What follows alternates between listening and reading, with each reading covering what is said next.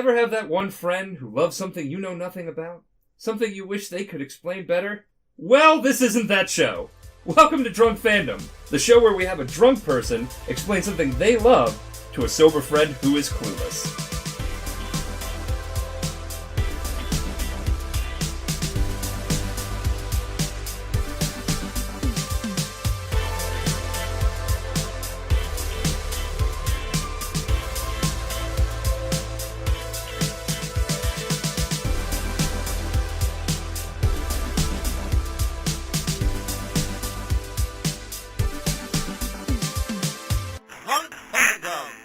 Drunk Fandom contains swears and other not safe for work content. Viewer and listener discretion is advised. The Fierce Ferrets do not condone excessive drinking, but if you do, please drink responsibly. Enjoy the show! And welcome back to Drunk Fandom, everyone. My name is Gideon the Grey Fox. Welcome to episode 2, Kaoliang Hearts. If you couldn't guess what we're talking about, well, it's Kingdom Hearts. I am joined here by one of the moderators from my Twitch channel and one of the colleagues for the Fierce Ferrets dev team, Daekon Frostgrave. How you doing? Hello. I'm doing all right. All right. And what are you drinking tonight? I have a bunch of Doc Ox. They were Dr. Pepper and Kraken rum, which are delicious. It sounds delicious. I actually will have to try that soon. All right, so we're talking about Kingdom Hearts tonight. Daekon has been so gracious as to get bombed beforehand, so we don't have to edit this out in 20 minutes. Yeet. So let me start off with telling you I did play a little bit of Kingdom Hearts way back when, but I can't remember anything about it. So I know that there's stuff about the light and the darkness, and mainly I know that from ProZD's YouTube videos about it. Yes. There are keyblades, and apparently the protagonist is this guy who can't tell when a girl likes him. Well, that's debatable, but sure. Oh, well, that's the whole point, right? We're gonna debate it. All right, so you're nice and liquored up here. So why don't you start? I got my Microsoft Word here as well, so I can type some notes. So good. I can You're try. You're definitely gonna need them. All right. So where does Kingdom Hearts start? Are we doing it chronologically? I am going to start chronologically in order of the games. Okay. So we start off long ago. Right. The world was basically entirely filled with light. And a person called the Master of Masters gave five apprentices called the Foretellers a book of prophecies. Wait, hold on. He had 5 apprentices and he gave 4 of them a book? No, he gave all 5 of them. Oh, okay. I thought I misheard that. I was like, was one just completely a fuck up? No, he gave 5 of them the book, a book called the Book of Prophecies, which basically told like everything that was going to happen up until a certain point. Okay. So the Master of Masters had a Keyblade that had his own eye in it. And wherever that Keyblade went, he could see through the future with that Keyblade. So basically, he saw what was going to happen. And the book foretold of the destruction of the light. And then once he gave those out, he disappeared. One of the people... what a dick. Foreteller Gula. He gave him an extra page, a page that had been torn out of the book for all of the others, which basically told that there was going to be a traitor among them. So he goes to the one guy and he's like, listen, I trust you, buddy, but the rest of you... Basically. Wow. Well, so secretly, the Master of Masters had another apprentice called Luciu, who was sent out into the world with the Master's Keyblade and a mysterious box that we have no idea what was in it. And he and the Master of Masters just disappeared off the face of the planet entirely. They're just gone. Leaving the 5 apprentices, the Foretellers, on their own. And they create these 5 unions called, there's like... Leopardo, Unicornus, all that. Like, they so have, like, these were like names. the, what would you say, the knockoffs to the 4 Ninja Turtles? Well, there's Not really. There's like five like guilds, sort of. There's like factions. There are guilds. Sort of. They're called unions, and they fought to protect No. the light. Let's just. There are factions that are like guilds called unions. Yes. But basically, so there's one foreteller named Master Ava, who is recruiting people to become dandelions, which are sort of like a black ops team. Okay, so they're not like poets. No, they're sent out into the world to so they were told to be prepared in case something bad happened, to flee to different worlds and to protect the light there. Okay, so I'm curious because you said in the beginning there was like the universe was just like light. Now is that like a metaphor, or was it literal, just like all hard light and then something like shat out the universe? No, well, I'll say okay. So the universe is always filled with both light and darkness, but the light had outweighed the darkness at this time. But the book foretold of the darkness overtaking the light, and that there being a traitor that was working amongst the foretellers that would help destroy everything. This is a lot deeper than I fucking thought. Just moving forward.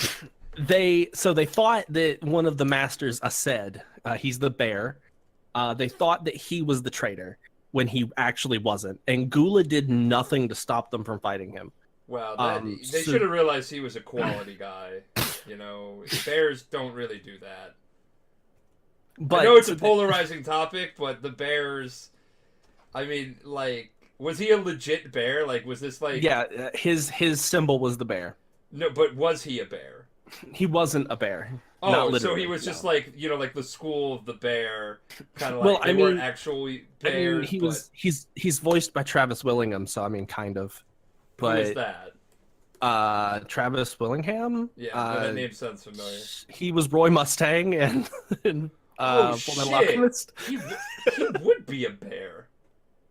Like, in both, like, the literal and, like, gay culture way. Yeah, and he's also Grog Strongjaw on Critical Role. Yeah, he's... Okay. Yeah, he's... Anyway, it's voiced by him, but they thought it was Master Aced, but it really wasn't. All right. They don't really know, but they thought that it was him, and Gula did nothing to stop them. So, essentially, this caused a split between the five unions who were supposed to be working together to stop the darkness from overtaking the light. They started working on their own terms to gather as much light as they could to push back the darkness on their own, which culminated in a massive Keyblade War. Yeah. Now, did any of them use that eye sword? No, because Luciu took it. Okay. When I say the eye sword, I'm thinking like the Master of Masters was Steve Jobs, and that angers me. Yeah, Luciu took it, and he fled with the box. So they had this massive Keyblade War on what is now called the Keyblade Graveyard. So 4 of the factions came together and had a giant war. The other faction didn't. This was Master Ava's faction called the Dandelions, who were personally chosen from each union. So the Dandelions spanned the unions. She had went in and found Keyblade wielders that she thought were like very capable and sent them off into the world to defeat the darkness on their own. Yeah. So they fled, and the 4 other factions had a giant war, which basically decimated, like, everybody died. All of them. Every Keyblade wielder that had a Keyblade in those 4 factions died. Good job, guys. Now who's going to stop the darkness? The Dandelions. But were they the traitors is what we gotta find out. They're the only people who were left. And they were sent out into the world. And among those were Ventus, who you'll meet later. Laurium, which was basically Marluxia's somebody, which you'll find out later. Wait, and a couple somebody other... their real surname? Yes. So I'll talk about this more in depth later. All right. But in Kingdom Hearts 2, there's a big organization, Organization 13, and Okay, but is that a union? Yes, sort of, kind of. Uh, but So we have a faction that's like a guild called a union, and then there's also an organization. yes, there's an organization. Organization 13, basically, they take their original name and they jumbled it all up and add an X. So Lorium is Marluxia, So Marluxia. they're basically Tumblr users. If you want to call it that. But yes, they have like Roxas is Sora with an X in it. And you'll meet Roxas later. But so there's Lorium. Oh my shit, I never noticed that. Oh wow. Okay, yeah. There's you meet like Ephemer, you meet Skuld, there's Ventus, there's Lorium, like those are and Strelitzia. This story, however, is ongoing, so we don't know where it ends. Okay, we don't know what's going on. Can I ask you, from your drunk expert point of view, their names, don't they sound like some sort of LSD-esque drug? Kind of. Like some of them have really weird names. Like Ephemer is like ephemera without the A. Ephemer sounds like something that you would take at a rave to like see Disney characters. Yeah, it's ephemera without the A, and then there's Strelitzia and Skuld, which is Scald with a U. I mean, that Skull just sounds like a pissed off guy.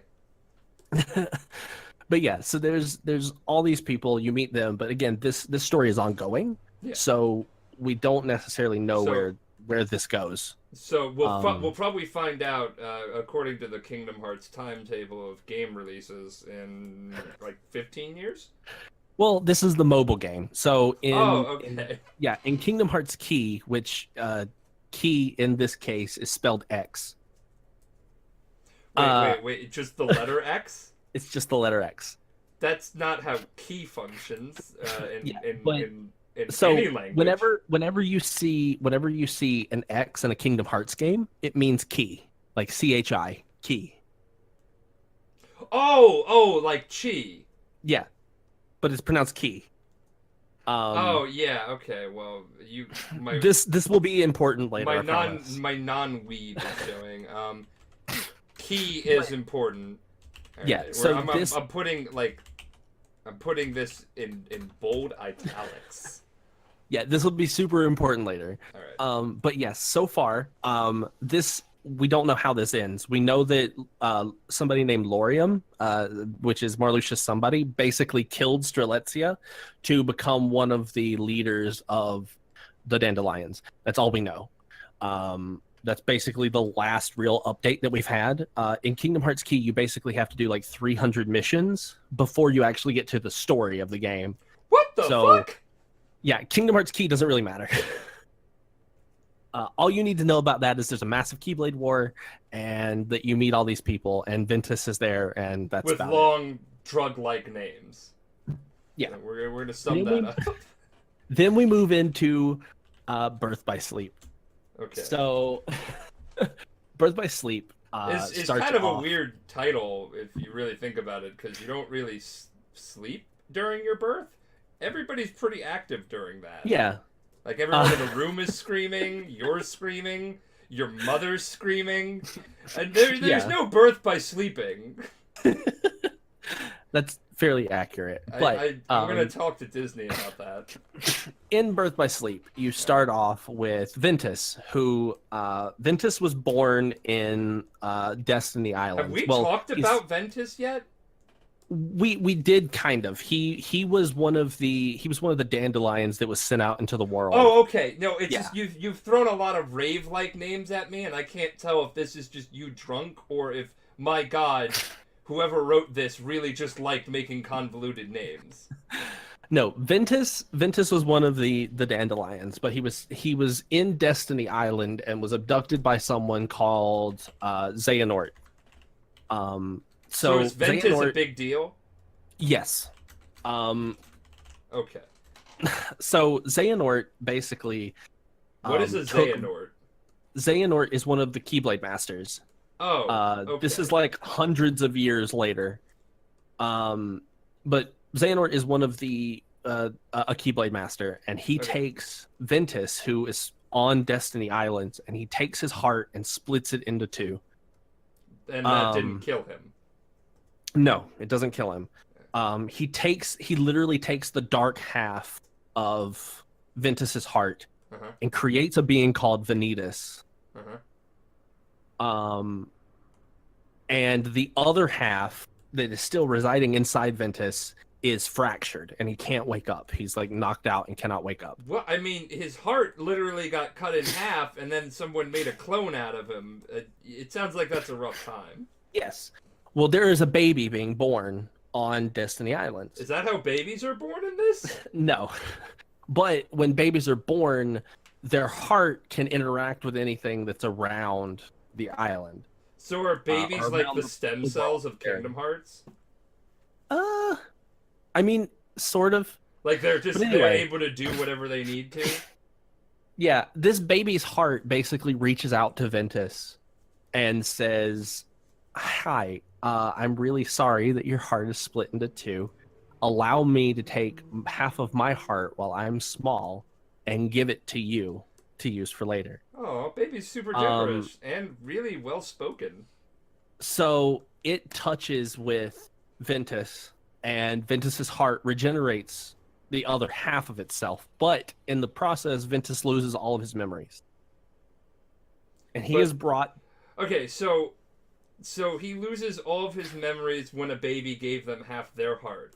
Yes. Now, did anyone tell the creators of this that that's not how memories work? That memories are in the brain? Because I'm just saying for the technical aspects of Reddit who may listen to this in the future. Gideon, let me tell you something. As far as memories go, you are in for a wild ride, my friend. I like wild ride. Okay, go for it. Go for it. So, okay.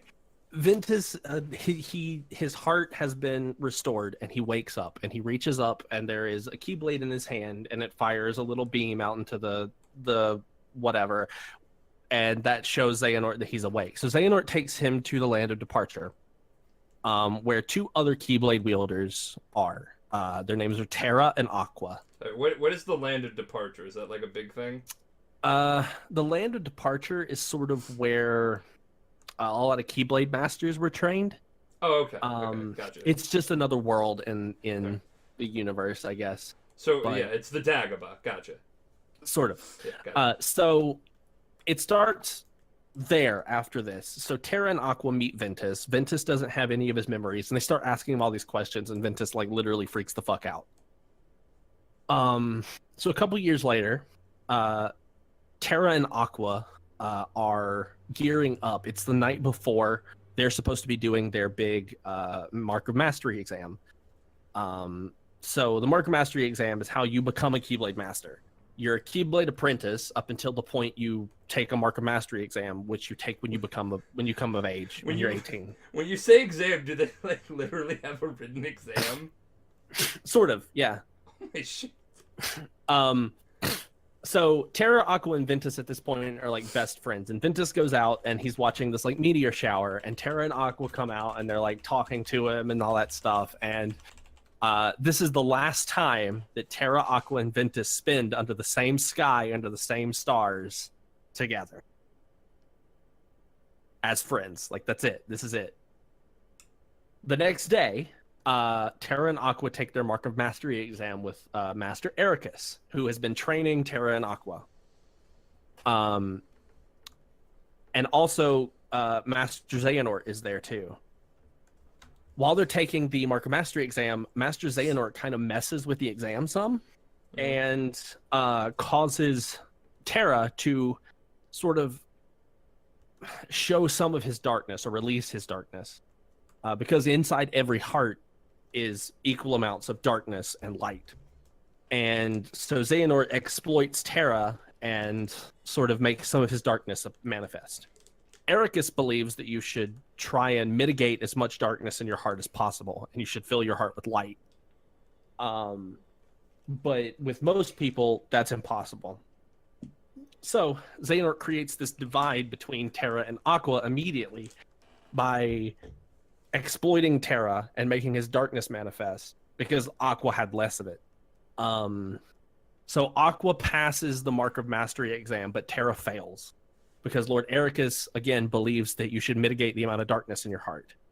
So him exposing any of his darkness at all during this test shows that he's not ready to become a master in Lord Ericus's eyes. Okay. So Ericus fails him.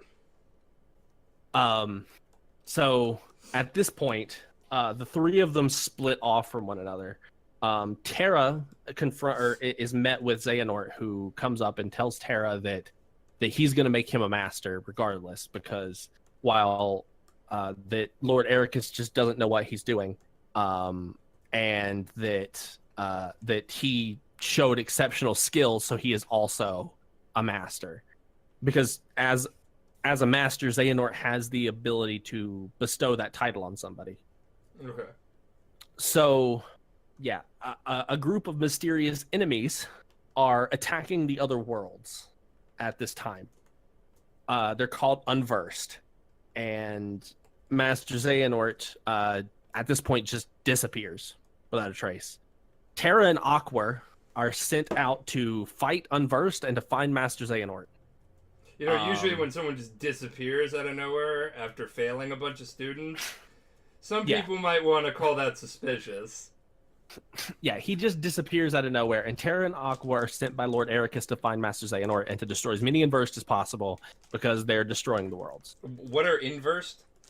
Unversed are basically these weird, like, beings that are born.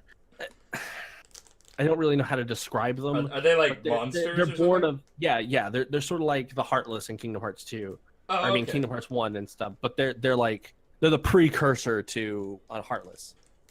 Okay. Do they kind of like look like the same, or? Yeah, or they look similar. Okay, so they're pre-Heartless. Yeah. So Terra and Aqua are sent out. Well, Terra was encouraged to embrace the darkness in his heart if he desires to gain the strength to become a Keyblade Master. Then Ventus is goaded into following Terra by Xehanort. Sort of by Vanitas. Vanitas, like Xehanort sent Vanitas, which is basically the being that was the dark heart, or the dark half of Ventus's heart. Xehanort goaded him into talking to Ventus and sending him off after Terra. Okay. Then Aqua is sent by Ericus to find, to keep an eye out on Terra and keep him from falling into darkness, but also to bring Ventus back. Okay, so what I'm catching up here is that there was a school for Keyblade people, and then a couple of people went missing, and then they're all like, oh shit, we should probably find them. Yeah. And this is Birth by Sleep. Yes. Okay. So in this game, you play as all three characters. You play a story as Terra, you play a story as Aqua, and then you play a story as Ventus. Oh, okay. Yeah, so there's 3 different stories going on concurrently. And they're all kind of doing their own thing. They're all sent off to various Disney worlds, and they meet a bunch of different characters and stuff. And they're fighting off a bunch of Unversed along the way. They meet Mickey, they meet Ian Sid, they kill a whole bunch of Unversed. But Terra ends up attracting a bunch of attention from the Disney villains. They keep offering him the location of where Master Xehanort is.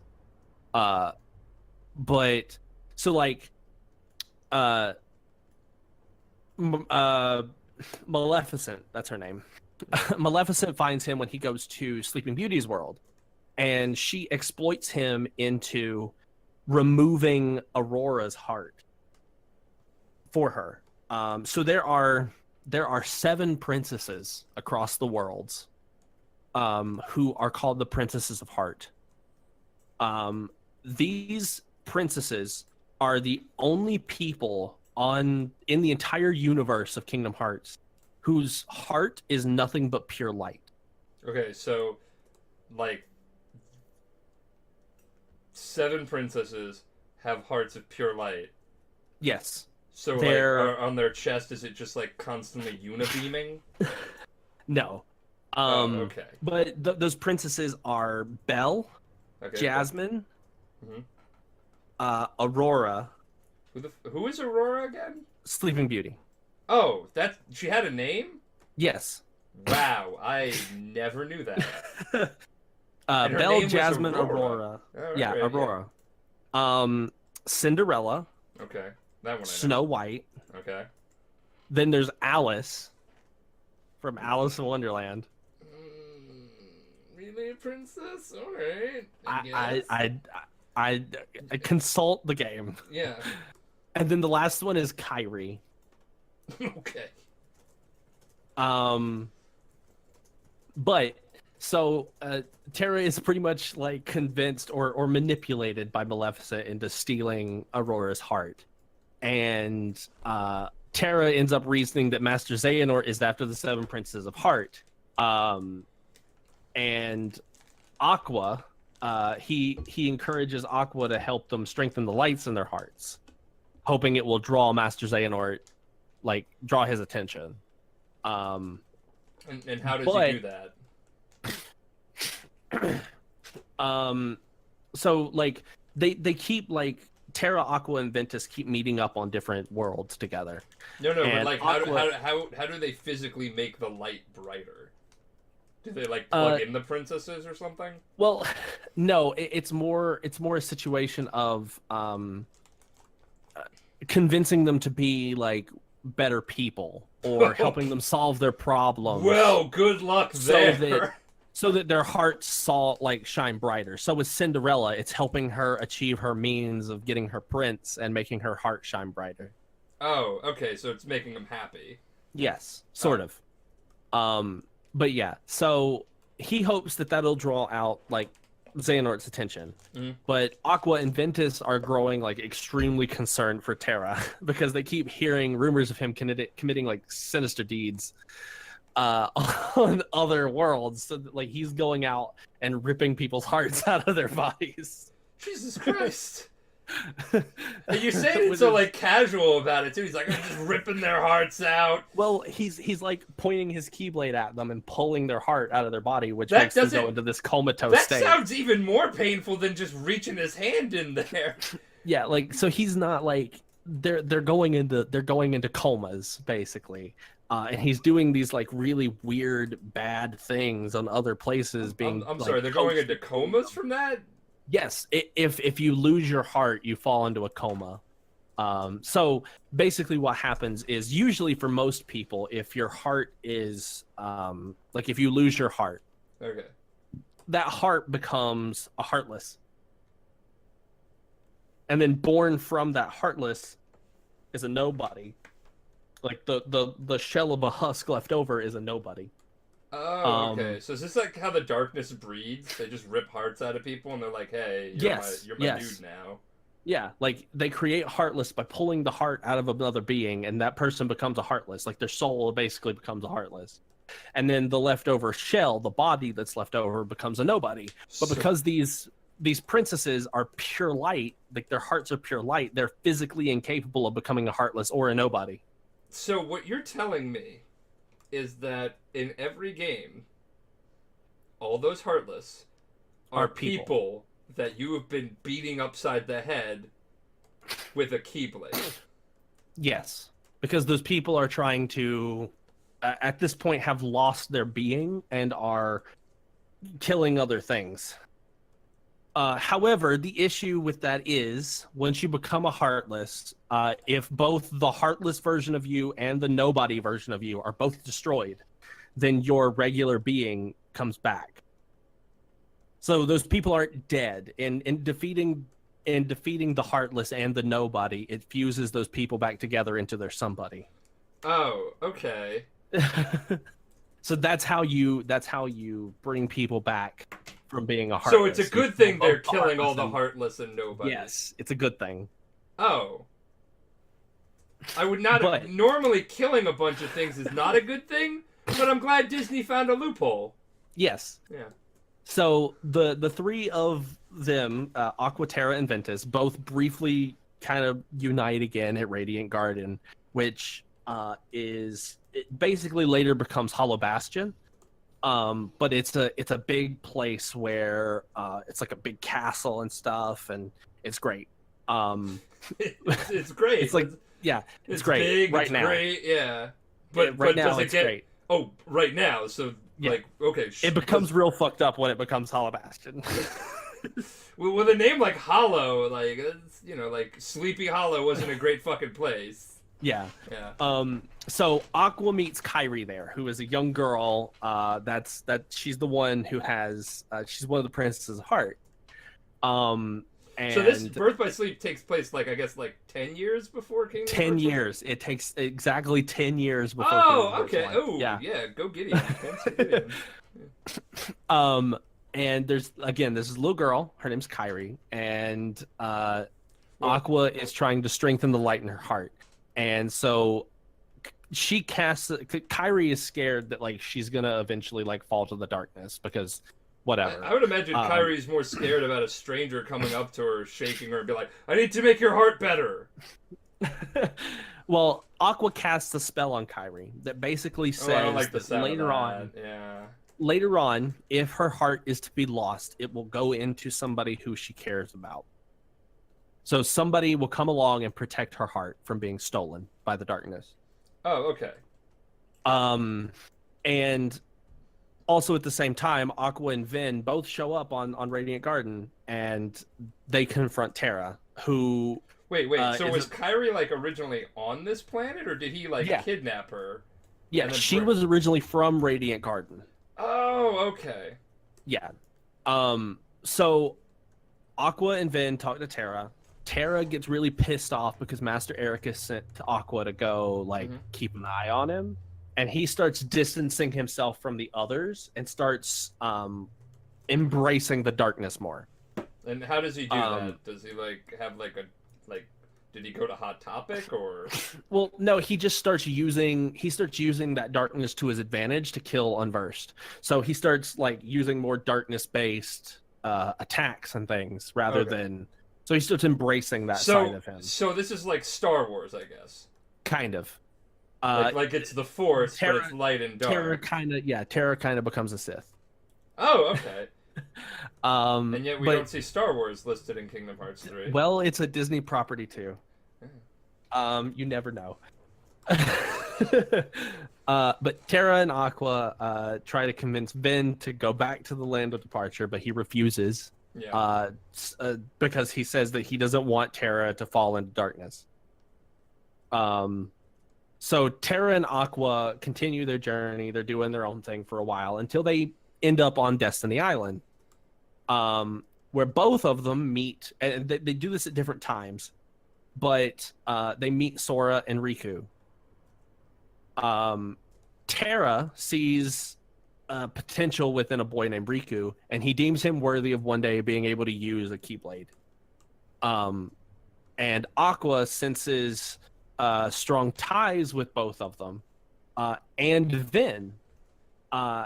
So, she feels that Sora is very connected to Vin, and that Riku is very connected to Terra. And this is important because Sora is the baby that reached out to Vin's heart. Oh, okay. Now, they're going to Sora. They're going to Riku and being like, "Hey, you're good enough to be a Keyblade user," but was Sora good enough to be a Keyblade user? No. So Terra nor Aqua. Well, Aqua was going to give Sora that ability, but Terra had already bestowed it on Riku. So Aqua was like, "No, I'm not going to give it to Sora too." Okay, so how the fuck did he get it then? Did he Danny Rand Riku? I'll get to that. All later. Right. I'm invested here. I want to know what the fuck happened there. So Ventus comes across Master Xehanort while this is happening, and where was he? I forget what world they're on, but they Vin was on a completely different world. Okay. He comes across Master Xehanort, who basically says that he was going to use Vin's heart to create the Keyblade. And when I say Keyblade, I mean X-Blade. So the X-Blade. It is the most powerful Keyblade in the world, and it is created by two opposing forces of equal power, of light and darkness, both coming together, and they create the Keyblade. Does it look like an X? Kind of, yes, it does. It's two Keyblades like this, and then there's a giant blade that comes out of it. Oh, so the X is like in the hilt. Yeah, in the hilt. Okay, because when you said it, I thought like the blade was an X, and I'm like, that's stupid. Yeah. Like, so, God, tell me. Xehanort has said that this is something that Ericus has known all along, but Vin returns to the land of departure to ask Ericus about it. And Ericus tries to kill Vin to prevent Xehanort from doing this. Well, why would he do that? Because Ericus does not want this Keyblade to exist. So this Keyblade will lead you to true Kingdom Hearts. There are 3 in the Kingdom Hearts series total. There is the Heart of All Worlds, which you see in Kingdom Hearts 1. There is the Heart of All Men, which is in Kingdom Hearts 2. Okay. And then there is the True Kingdom Hearts, which is a combination of both, but it fell to darkness long ago and can only be accessed by the Keyblade, the X-Blade, Keyblade. Okay, and these are physical worlds. Yes, these are physical things. It's basically world heaven, people heaven, and then a combination of the two. Oh, okay. So Ericus does not want Xehanort to have this blade, because if he has it, then he has access to the true Kingdom Hearts, and he sees this as a problem. So he tries to kill Vin to prevent this from happening. But Terra shows up and kills Master Ericus to prevent this from happening. So it's just like a chain of death. Yeah. So Terra pops up and he like fights Ericus, and because Xehanort told Terra to go there, and he misinterprets the entire situation and attacks Ericus and takes Vin to safety. And then Xehanort basically comes in and kills Ericus so that Terra doesn't have to. But he tells Terra to go to the Keyblade graveyard, and the entirety of the land of departure is consumed by darkness. At Destiny Islands, Vin finds Vanitas again and kind of figures out what's going on. He starts to regain his memories, and finds out that he was once Xehanort's apprentice, but his heart was basically deemed like too frail for Master Xehanort's bidding. And so Xehanort split it into 2 to strengthen the dark half of Xehanort's heart in another being itself. And then Vin is instructed by Vanitas to go to the Keyblade Graveyard 2, and Aqua learns about Ericus's death from a master named Yen Sid, which you'll know about later, but Yen Sid is basically Disney backwards. So does he look like Walt Disney? No, he looks like the wizard from Fantasia, but Yen Sid is literally the word Disney backwards. Those fuckers think they clever. But eventually Yen Sid tells Aqua to go back to the Keyblade Graveyard too. But not before she goes and picks up Ericus's Keyblade from she ends up going to the land of departure and picks up, like, she has Ericus's Keyblade now. So she's using that to her advantage. So you could steal a person's Keyblade. Yeah, you can take a person's Keyblade for yourself. If somebody dies and they deem that you're worthy of having their Keyblade, then you can use their Keyblade. It's not like you could just sucker punch them and be like, mine. Yeah. Okay. Otherwise, the Keyblade itself has to deem you worthy of it before you can use it. Okay, so where was I? All right. As I'm the one that's listening to this, I am the wrong person to ask, because this is a lot of shit. There's a lot. Yeah. A bunch of people started killing each other, like Walking Dead style. It gets fucking crazy, dude.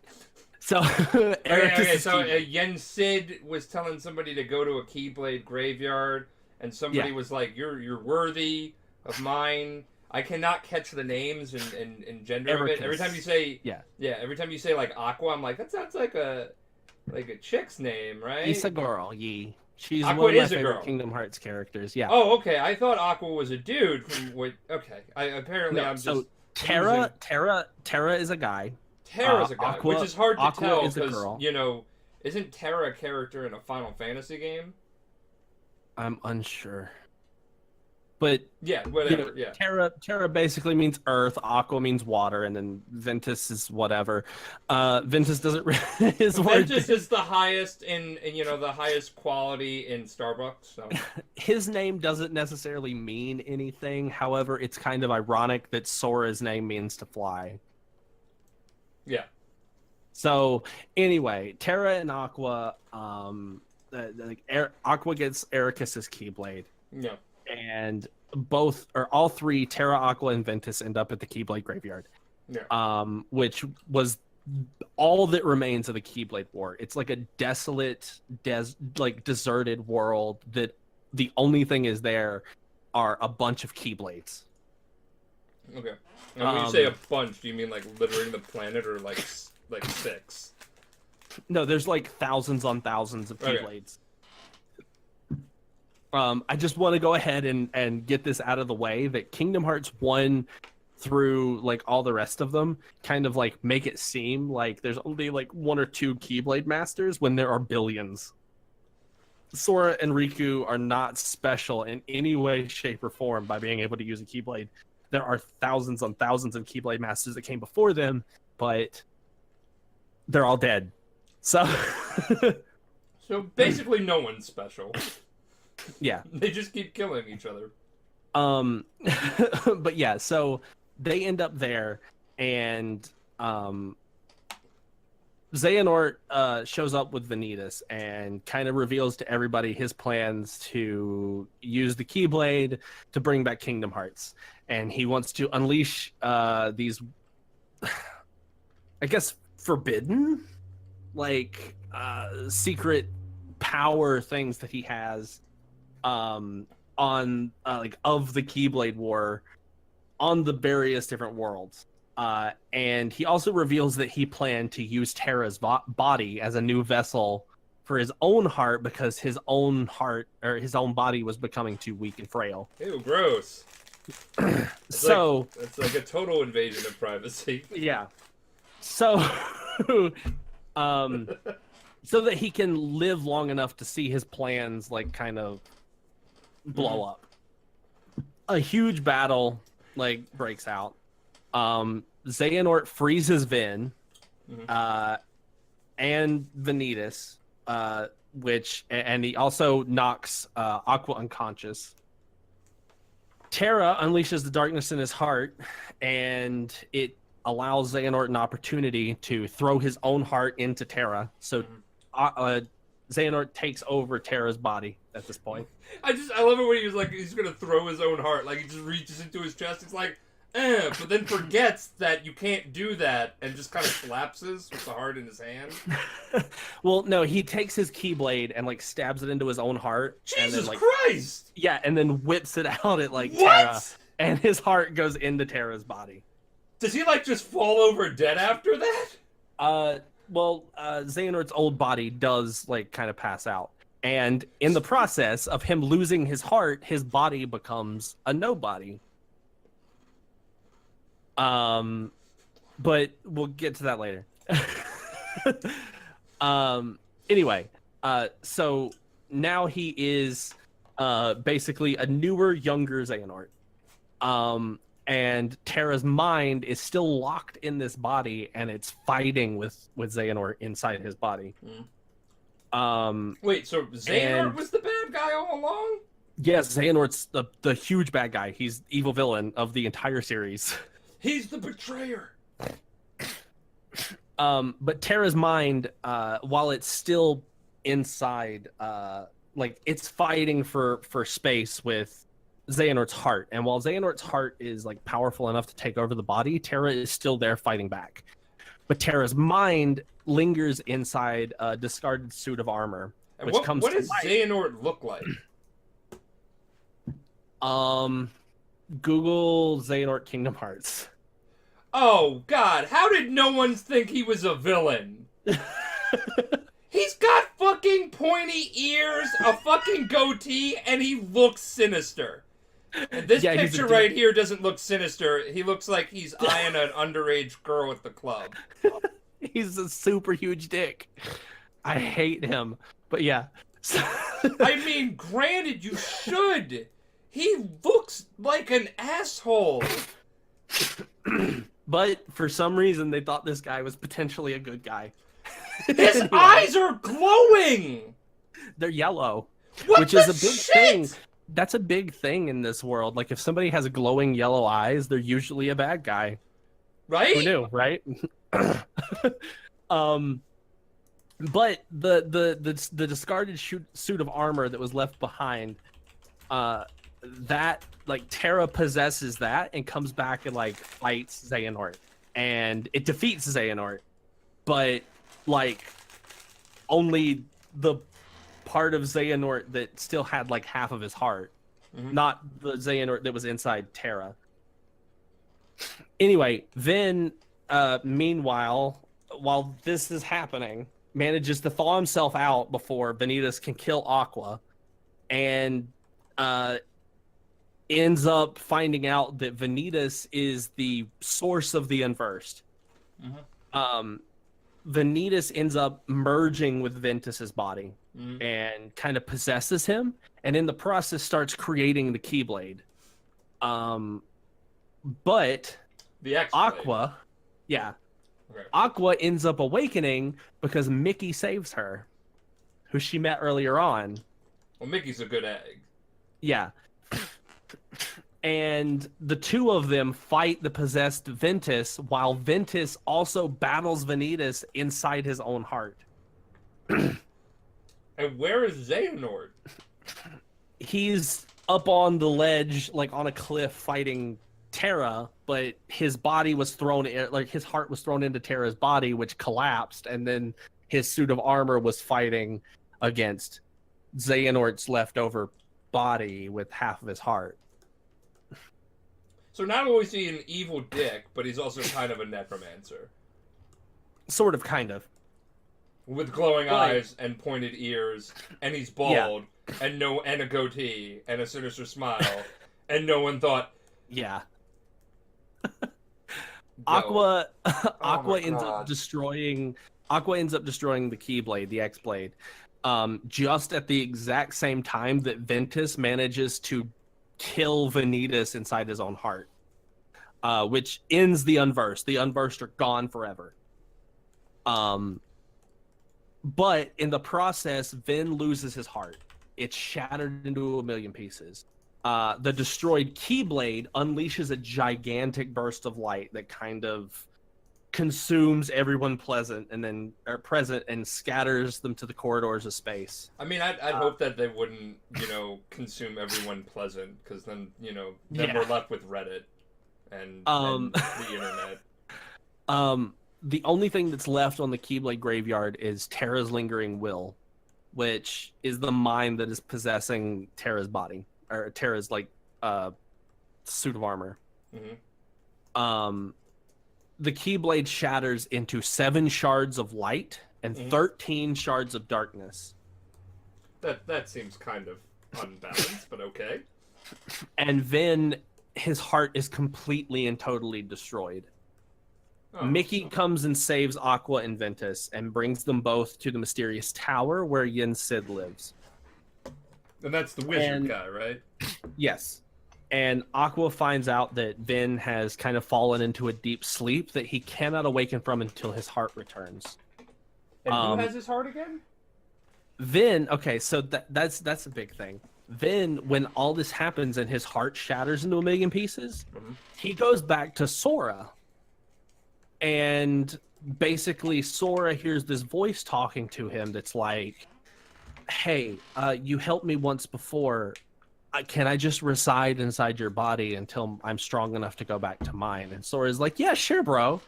So Okay, I would totally expect a kid to be okay with that, but an adult should not have asked a child that. well, he's not an adult. He's a kid himself. He's like a teenager. He might be like 13. Oh, Ventus is 13. Yeah, Ventus is like really young. I'm gonna Google what he looks like now. Yeah, he looks like Roxas. He looks exactly like Roxas. Yes. Wow.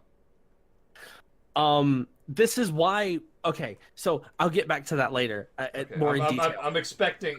Yeah. But this is why Sora. So Sora in Kingdom Hearts 1, there's a whole thing that happens with him, but he becomes a Heartless, and then there's a nobody that's formed because of it, and that nobody looks like Ventus because Ventus's heart is residing inside of Sora.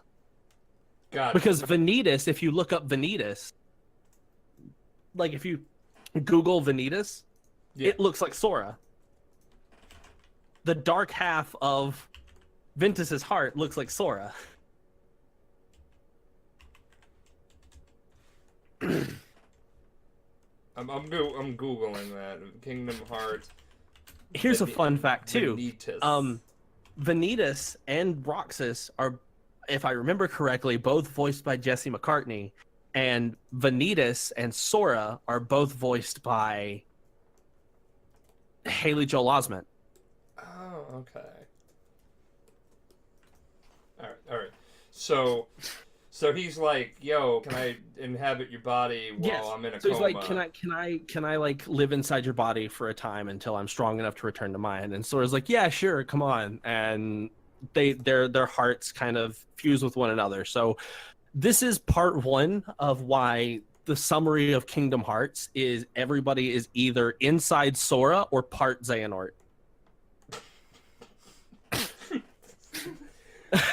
So what you're telling me is that the universe basically revolves around two fucking people.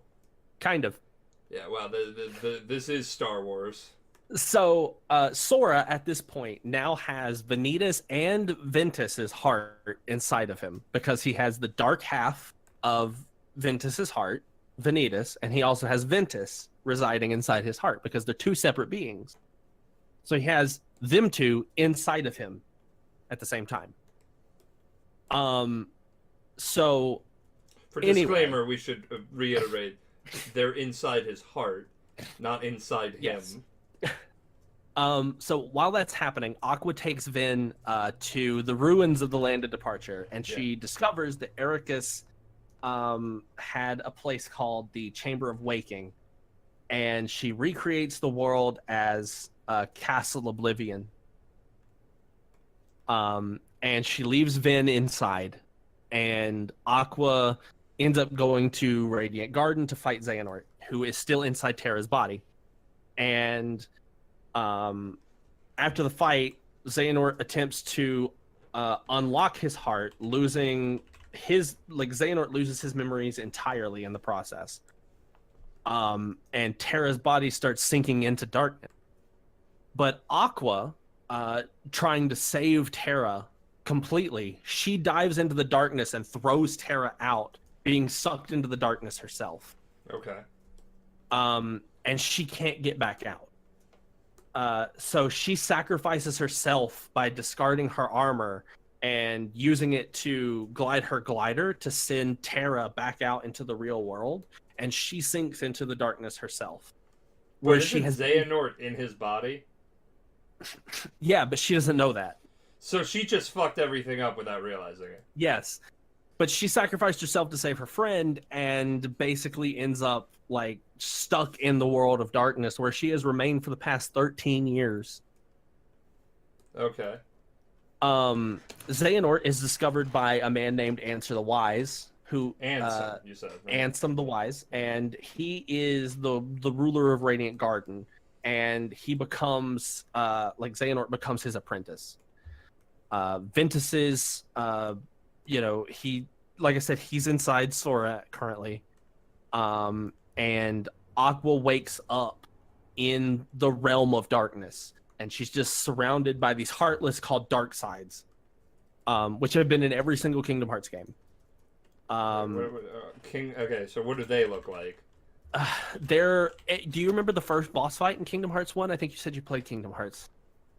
Like Yeah. the Those first big big things? boss fight? Yes. She wakes up alongside a bunch of those. Oh man, that's awful. Actually, Yeah. because She pulls out Master Ericus's Keyblade, and among seeing the number of Heartless, she decides to just allow them to kill her. But she is saved by like Terra and Ventus's Keyblades come in and kind of shatter all of those dark sides. And looking at her Wayfinder, which was this thing that she made at the very beginning of the game that are like shaped like these stars. They're like these. Hang on.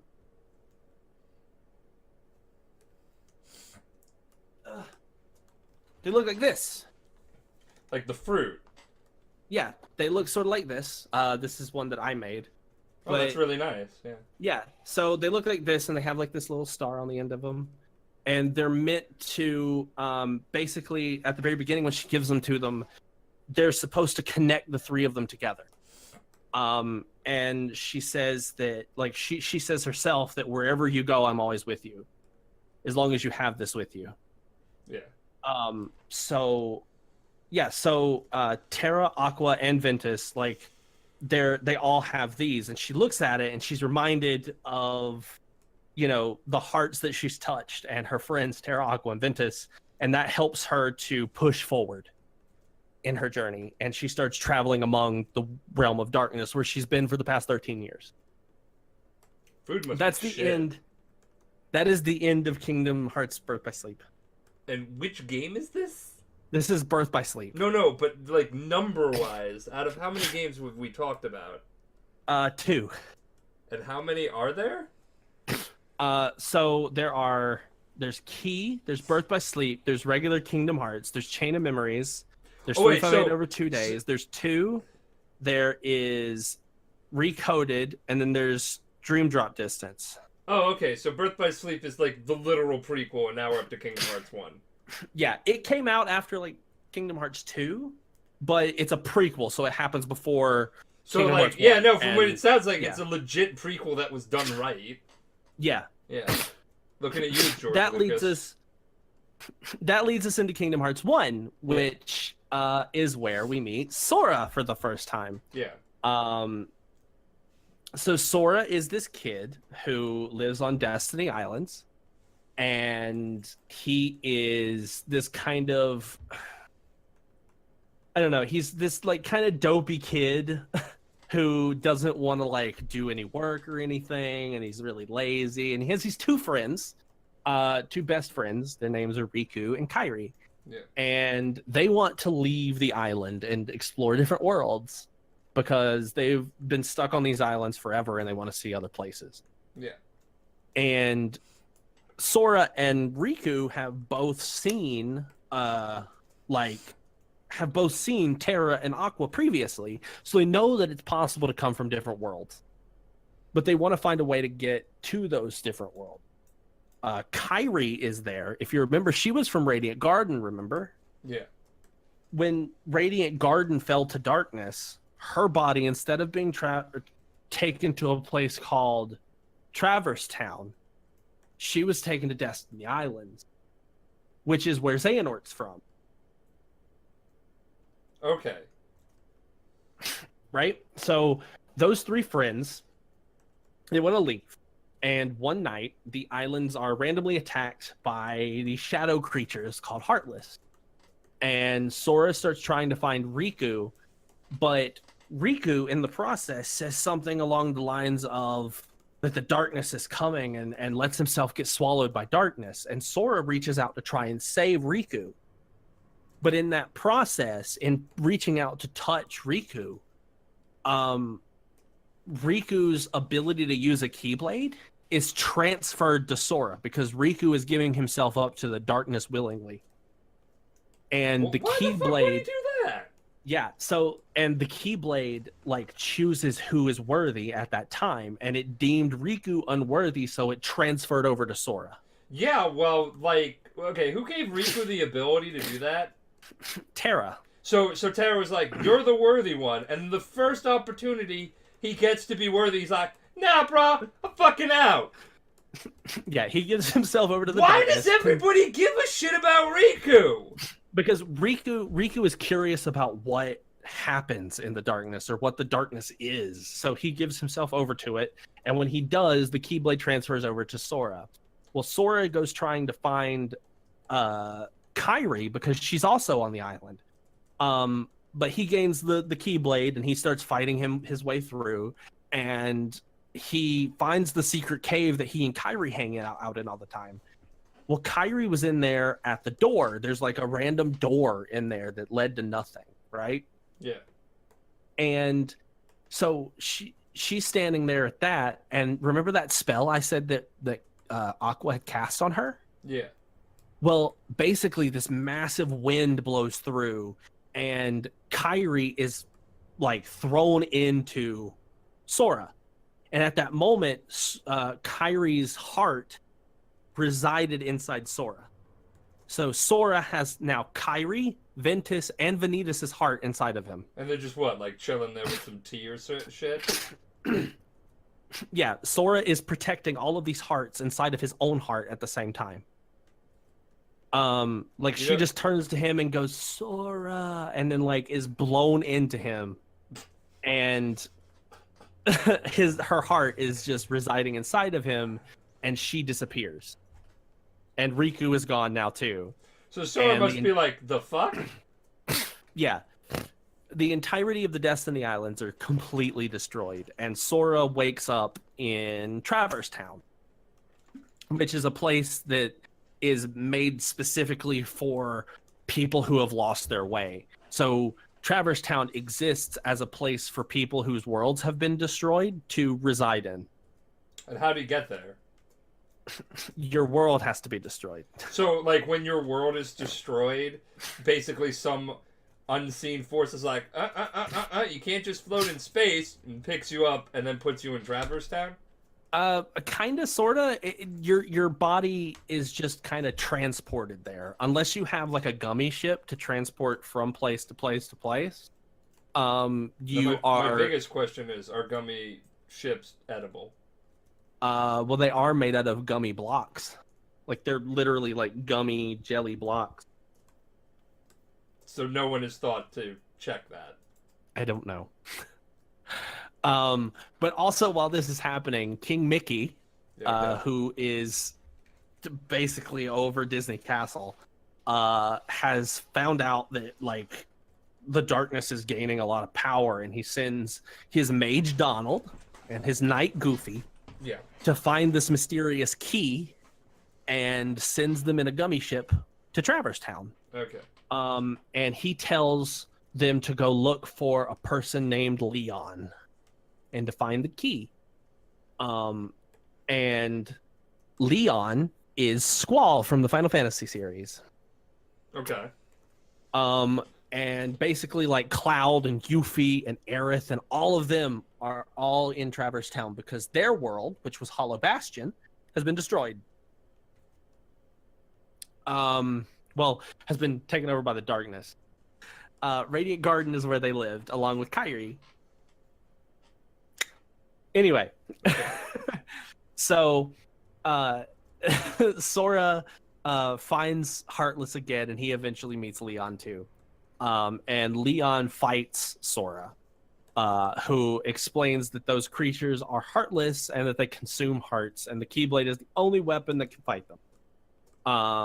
And that the king of Leon's home world is named Ansem, and that they studied Heartless a lot. And while that's happening, Donald and Goofy are meeting with Aerith, who tells them that they may have found, who they're looking for. Okay. Turns out they're all in the same hotel together while this is happening, and Sora ends up meeting Donald and Goofy there.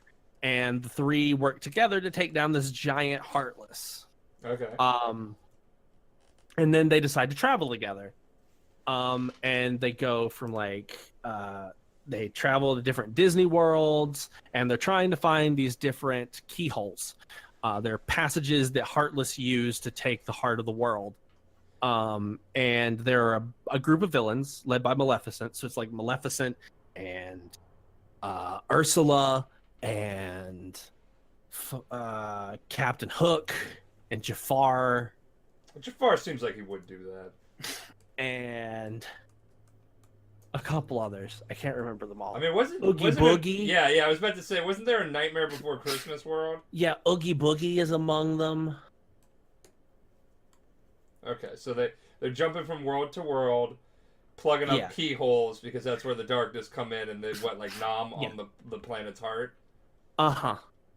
And those villains that are led by Maleficent are sent to try and find the princesses of heart. Those 7 princesses I told you before. Okay. Because they can unlock a keyhole that leads to Kingdom Hearts, or a version of Kingdom Hearts. The Heart of Men Kingdom Hearts. Yeah. And it's basically a repository of knowledge and power, and it's the source of all hearts. Okay, so that's Mankind men. Kingdom Hearts Heaven is basically a giant library. No. Worlds. First one is Worlds. Heart of Worlds. Okay. And that's like a giant library. Yes, sort of. It contains the knowledge of how to utilize that power. And does anybody live there? No. Again, it's like world heaven. So when a world dies, its heart goes to. So what you're telling me World is it's like a heaven where no one's there and there's just a bunch of knowledge, so like books and shit. That is legit heaven for me right now. This group of villains now includes Riku, who has been sort of brought in by Maleficent. And in the promise of trying to help find Kairi. Okay. So now he cares about something. Yes, he wants to find Kairi because he likes Kairi. But he doesn't give a fuck about Sora, who I guess not. He tried to save his boy in Traverse Town, Maleficent sort of is like, oh, look how easily Sora finds new friends. He's done forgot about you already. Look at he's just like, is Riku you. Vader? Sorta, kinda. He got Palpatine. Maleficent is like, he doesn't give a shit about you at all. Look at he's abandoned you, and he's looking for Kairi, and they're trying to do their own thing, and he has this amazing power now, and he's completely forgot about you, and Sora doesn't care about you at all. You should just start looking for Kairi and forget about Sora altogether, because fuck Sora. Yo, legit, I can imagine her saying all of that and doing the finger wag. With that snap, be like, listen, bitch, or honey. Yeah. Yeah. So Riku starts becoming, really antagonistic. And he ends up finding Kairi's body, but finds that her heart is missing. And she's just in this coma. And wait, where did he find her body? I can't remember. I thought everything, went into Sora. No, just her heart. Okay, so her body is her still body there. Was just chilling there. Yes. Well, I'm glad someone found it eventually. That could have gotten awkward. While that's happening, the three Sora, Donald, and Goofy start traveling to a bunch of other different Disney worlds and stuff, and they end up going to Hollow Bastion. Okay. And that's the world of Ansem, and where Maleficent is currently headquartered at, and she's kind of taken over the world and made it awful. And Riku manages to take Sora's Keyblade from him. So what you're telling me is Maleficent took over a world and made it awful? Yes. So we got to see the what if Maleficent won, basically. Kind of. Oh. Riku proves to Sora that his heart, he says that he was fated to have the Keyblade all along, and that Sora is simply the delivery boy, as he puts it, and that that Sora's heart is too weak to have the Keyblade, and that Riku is the person who should have it all along. Maybe people should stop living in his goddamn heart and taxing it. And Donald and Goofy, who were told to follow the key, leave Sora. That's just Stardust. Completely abandon Sora. That's not cool. And they leave with Riku. So Sora ends up going into Hollow Bastion anyway, alongside Beast. from Beauty and the Beast, because he's looking for Belle, who is in this castle. When his world was destroyed, he, like, through sheer force of spite and fuck you, forced his way through the darkness to Hollow Bastion to find Belle's body. I gotta say, I kind of like Beast in this. Okay. So they go in and they go after Riku again, and he states that his heart, like, finds its strength from his friends. And whenever he says that, like, he's like, my friends are my real power, and, like, the Keyblade comes back to him out of Riku's hand. And top 10 animated trails right there. Yeah. Donald and Goofy come back to Sora, and Riku flees and meets a random cloaked man who tells him to, like, give into the darkness. Now, this cloaked man is Ansem, but not Ansem the Wise Ansem. It is a Heartless that took the name Ansem. It's actually Xehanort's Heartless. Oh, okay. But Xehanort's Heartless is from, like, this Heartless is from the future. So, my big question here is, this Heartless, did it have glowing eyes? Yes, it had glowing yellow eyes, and it's voiced by Billy, what's his name? Hang on. Fried from Futurama? No. Handsome voice actor. I can't remember his name offhand. Billy Zane, that's his name.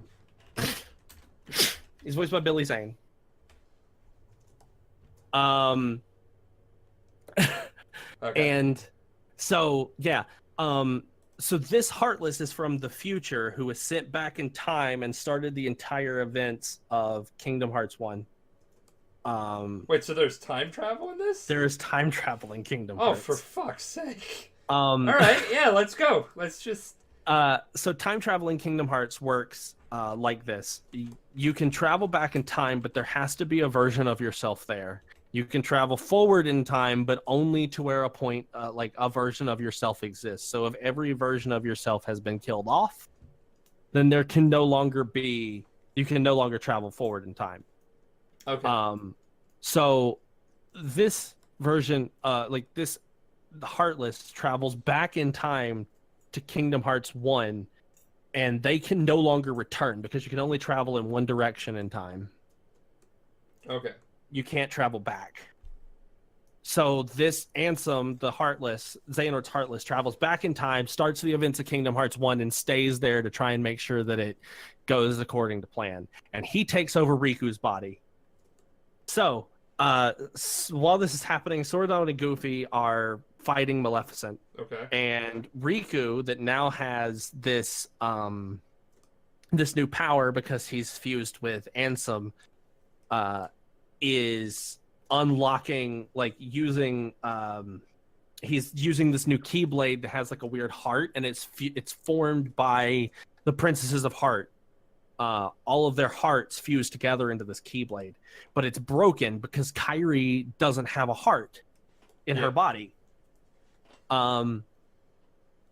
So he leads them to Kairi's living body, but it doesn't have a heart. And he reveals himself as completely and totally possessed by Ansem. And are they shocked? Kind of. Okay. New Riku Ansem explains that Kairi is the last Princess of Heart, and that her missing heart has been trapped inside Sora's body since, Destiny Islands have been destroyed. Okay. And so Sora fights Ansem and kills him, or defeats him at this time. But he can't seal the Hollow Bastion's keyhole because Kairi's heart is still in his body. So the keyhole completely remains incomplete. Like, there's nothing he could do. So what Sora does is he takes his Keyblade, the Keyblade he takes the Keyblade of Heart that Riku Ansem had, and he jams it into his own heart and unlocks it, which unlocks his heart and releases Kairi's back to her body. But it turns Sora into a Heartless. Oh. So Kairi wakes up and she's being protected by Donald and Goofy, and Sora is this Heartless who he like runs around, Hollow Bastion or whatever, and you get to the front of the thing and you get to where Kairi is, and she looks at this weird, strange Heartless that has followed them throughout the entirety of Hollow Bastion, and she's like, Sora? And she like walks up and gives it a hug, and Sora comes back to being himself again. Through Kairi's love of Sora. Which probably makes Riku be like... Yes. Right. So they end up going back to Traverse Town again, and Ansem ends up running to the end of the world, which is this place that is combined of all of the destroyed worlds that they've created along the way. And he explains that the heart's true essence is darkness, and that he wants to find Kingdom Hearts, and that he'll become the ultimate darkness, and blah blah blah. And so he wants to become the ultimate edgelord, is what you're telling me. And this is Ansem, who is a shadow, who is actually Xehanort's Heartless. Xehanort's Heartless, who is Not just Ansem like the Wise. identity thefted Ansem. So basically, they end up going to they find a way to the end of the world. Okay. And they get there, and Sora fights Ansem like 3 or 4 times and kills him like 4 or 5 times because this boss fight lasts for a million years.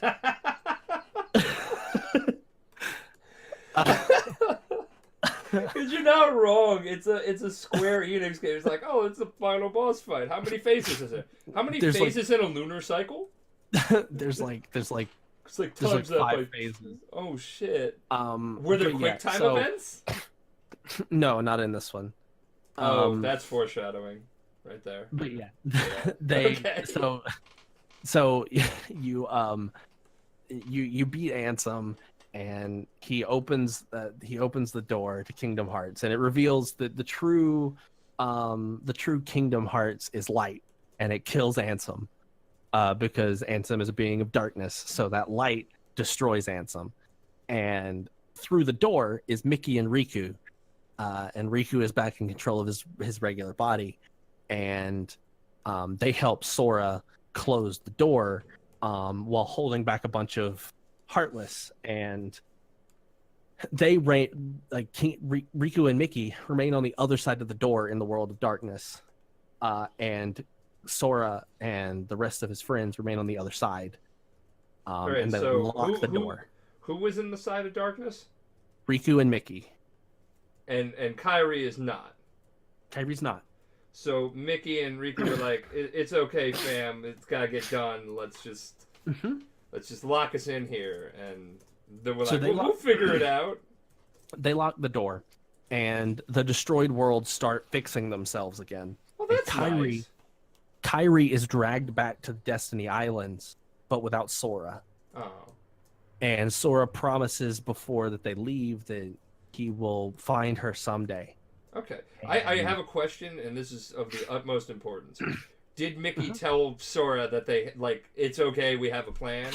Did he be like, no, we're just gonna play it by ear?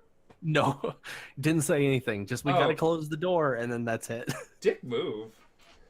Okay.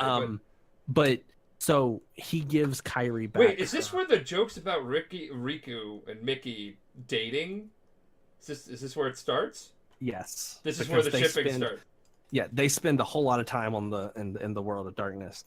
But is this the same place that other person's in? Yes, Aqua. Oh, I will get to that in just a moment. Okay, yeah, okay. But yeah, so he gives Kairi back her good luck charm that she gave him earlier, and it's really sweet. And the theme song starts playing, and Kairi is dragged back, and he's like, "I'll come back to you," and she's like, "I know you will," and it's like, "When you walk away, you." And then Deacon is in tears. And, I mean, your rendition is bringing me to tears, in the right way, by the way.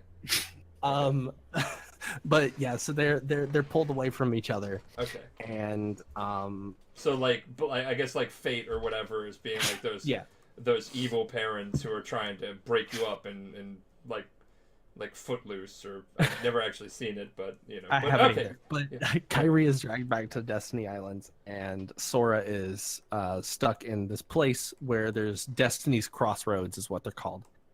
And he's walking for like a million bajillion years, and this is like an after credit scene. Mm-hmm.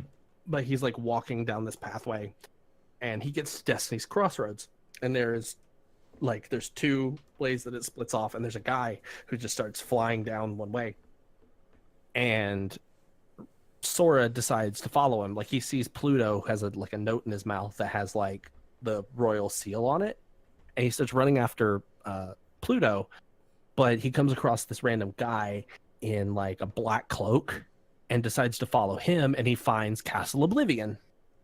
Okay. For those of you who don't know, Pluto is Mickey Mouse's dog, right? Yes. Okay. Now pause here. All right. While the events of Kingdom Hearts 1 are going on, Aqua is fighting through the world of darkness alongside Mickey. And she is like finding her way through and fighting all these different like things and stuff. And this is in like the latest game, in 2.8. There was 0.2 Birth by Sleep, and it's sort of a precursor to Kingdom Hearts 3. But So what you're telling me is that they don't really know what they want with numbers, and they're just like, just put decimal points. or, you know, titles in general, because the entire thing is Kingdom Hearts 0.2 Birth by Sleep, a fragmentary passage. Damn. Okay. But yeah, so she's Props to Deacon, by the way, for being able to recite this drunk, because I couldn't do that sober. I know my Kingdom Hearts. Apparently. Alright, so they're fighting in the Land of Darkness. Yeah, she's going through the Land of Darkness alongside Mickey, and they fight a bunch of bosses, and they make their way through, and it's great and wonderful. And Mickey mentioned something about knowing a boy named Riku, who is on the other side, and whatever. And so that there's a Keyblade that they need to find, and they find this Keyblade, but Mickey is attacked and loses his shirt.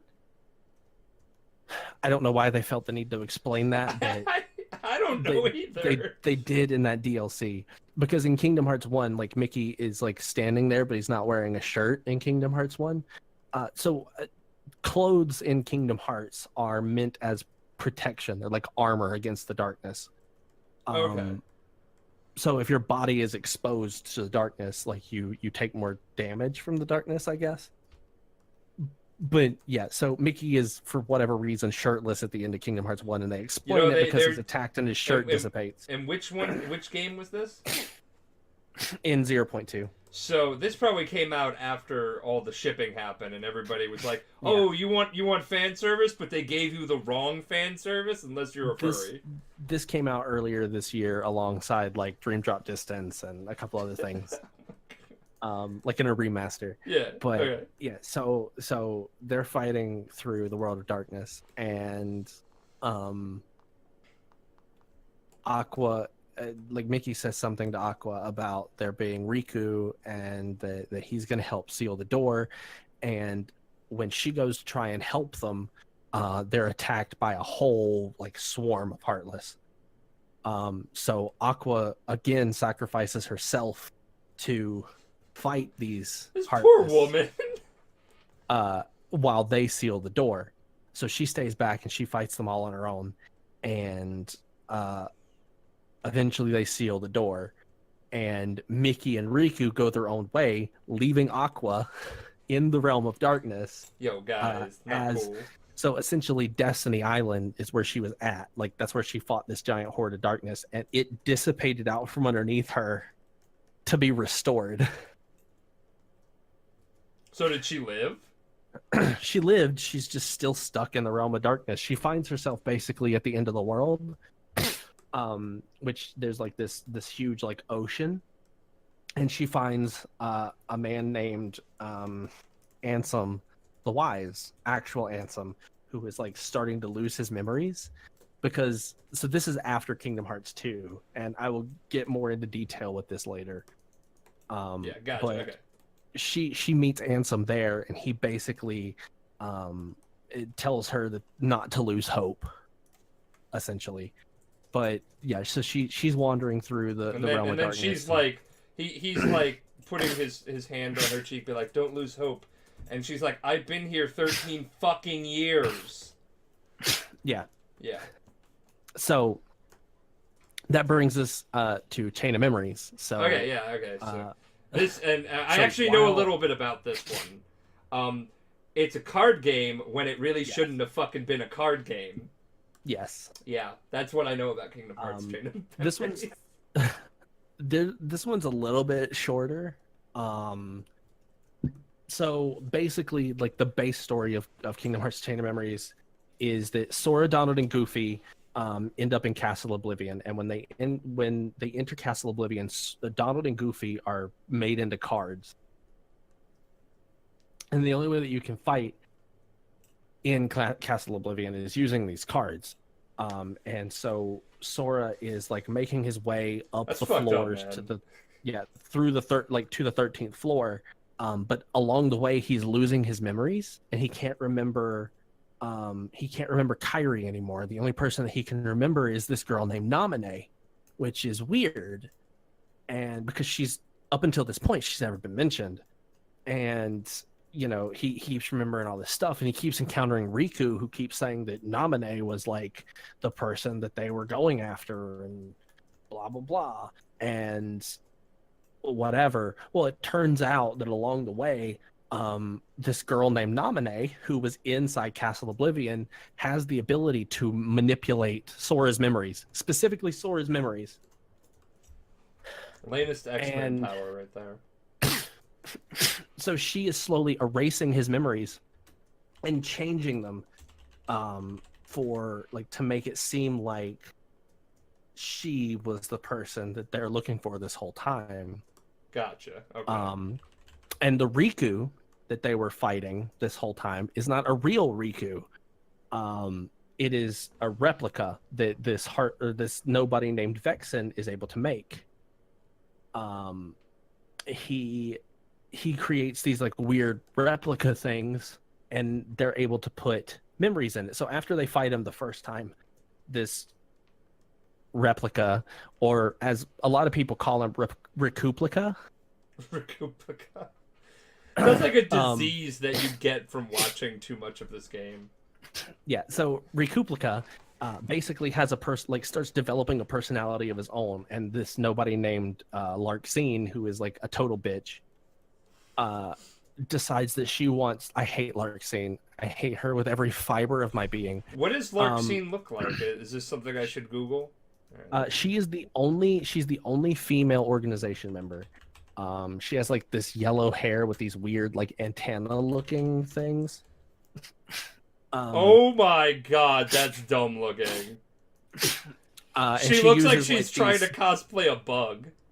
Yeah, she has like these lightning, like that's her element, lightning, but she has like these what are they? Like the throwing knives. Kunai, that's the word I'm thinking of. She has those, and they're like lightning. They do like lightning damage and shit. So why do you hate her so much? Is she like Is so she like Azula from Avatar? Recuplica starts developing his own personality, and she says that in order to basically strengthen it, that she thinks that Naminé should rip his heart or his personality out, make him forget all of his memories, and replace them with Sora's. And he starts screaming like, no, no, no, and she like psychologically tortures him and forces him to go through with it. For no reason other than to be a bitch. And she's like, you know, But she is a villain then, I'm guessing. yeah, like she's a bitch. And we found the Ramsey Bolton here. She literally like she is antagonistic just to be antagonistic. Like she has no reason to be as mean and vicious as she is, but she is.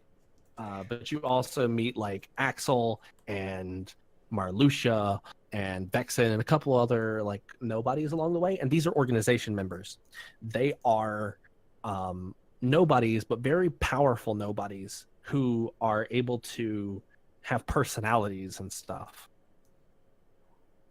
They don't have a heart, but they have personalities. Okay.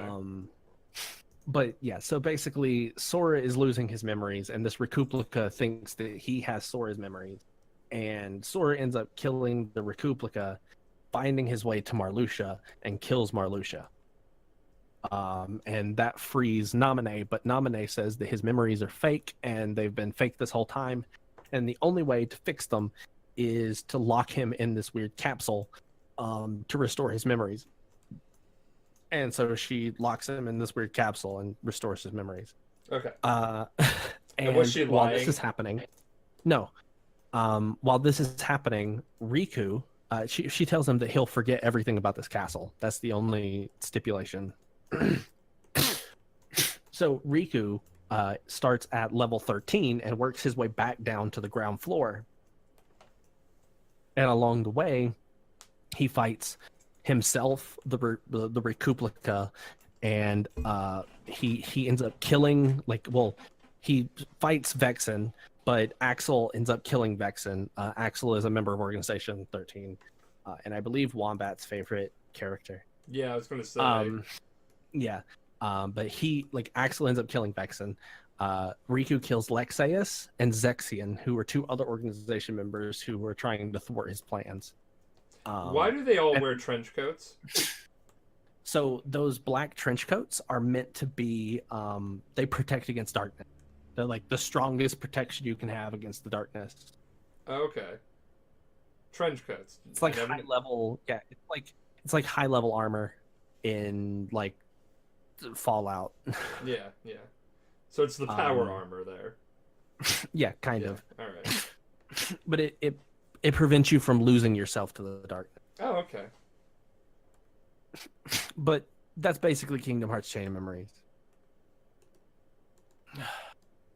That one's like super duper short. There's not a whole lot to that one. I mean, it was a card game. It was one of those things that your actions were determined by that, and no one liked it because, you know, the whole thing that stands out about Kingdom Hearts was its gameplay, not just its story. Yeah. Yeah. So, okay, so that brings us into 358 over 2 days. Now, 358 over 2 days is happening sort of at the exact same time as Chain of Memories. This follows the story of Roxas, however. Roxas is Sora's nobody. When he changes into a Heartless in Kingdom Hearts 1, a nobody is formed, and it becomes Roxas. But because there was so little time between the time that Sora became a Heartless and the time he was made back into a somebody again, Roxas has no memories of Sora whatsoever. And for a while, he's completely and totally mute. But he ends up waking up in Twilight Town, and he's found there by Xemnas, who is the leader of Organization 13. And Xemnas says that he's the 13th member. And every day he's sent onto a mission to another world, either alone or with other members like Dimix or whatever from the organization. And they're meant to destroy some Heartless with Keyblades and release captive hearts, because they notice that Roxas is the only Heartless that is able to wield a Keyblade. And that's because Sora is a Keyblade wielder. Okay. So yeah, generally Keyblade wielders didn't turn into nobodies or anything. They would just straight up die. So they never... Because anytime they were going to like fall to the darkness, the Keyblade Master would be like, none of that. Yeah. So in order to fulfill their goal of like summoning Kingdom Hearts and becoming complete beings, because nobodies don't have hearts, according to the lore of the game. Yeah. Even though you find out later that even if a being doesn't have their heart, like a nobody doesn't have their heart, that they can grow one over time. Aw, well, that's nice. Except Marcine. So, yeah, because she's a bitch. But yeah. Anyway, they use Roxas. They put him under the care of Axel, who they become best friends with, and they start to like feel for each other and they love each other. And Do I smell the ship? that's because Axel and Roxas start to develop hearts again over time. They become their own beings, and yeah, so they start spending a lot of time in Twilight Town at the clock tower, and they talk and they eat some sea salt ice cream, and it's real good. Wait, is that a real thing? Sea salt ice cream? Yeah. It's a thing that you can make. It's actually really delicious. Oh yeah. As a Kingdom Hearts enthusiast, I take it you have made it. Yes. Yeah. All right. It is really good. So they share some sea salt ice cream, which now I want some. Thanks for that. And their budding romance is happening. Okay. So while this is happening, a little ways after Roxas becomes a member of Organization 13, there is another member who shows up randomly called Shion, and she's brought into Organization 13 as the 14th member. Yes. Don't ask. She's the 14th member of Organization 13 that had 13 members up until this point. And they never thought to change it, right? They didn't have like a council being like, you know, we could have like a little blood sport. Maybe one of you will kill each other and then we'll be back down. But no. Yeah, nope. But her appearance changes from person to person depending on their relationship with her. So later, Axel and several other members are sent off to Castle Oblivion to deal with what's going on over there. And Roxas is paired with Shion, and the two of them become like the bestest friends. They're like biffles. Okay. And Shion begins opening up to Roxas more, and she starts to look like a black-haired version of Kairi. And Roxas finds that he's no longer able to wield the Keyblade, but now Shion can. And so Shion starts like using the Keyblade, and so Roxas falls into a coma for several weeks. And this is about the same time that Sora is put to sleep to have his memories brought back.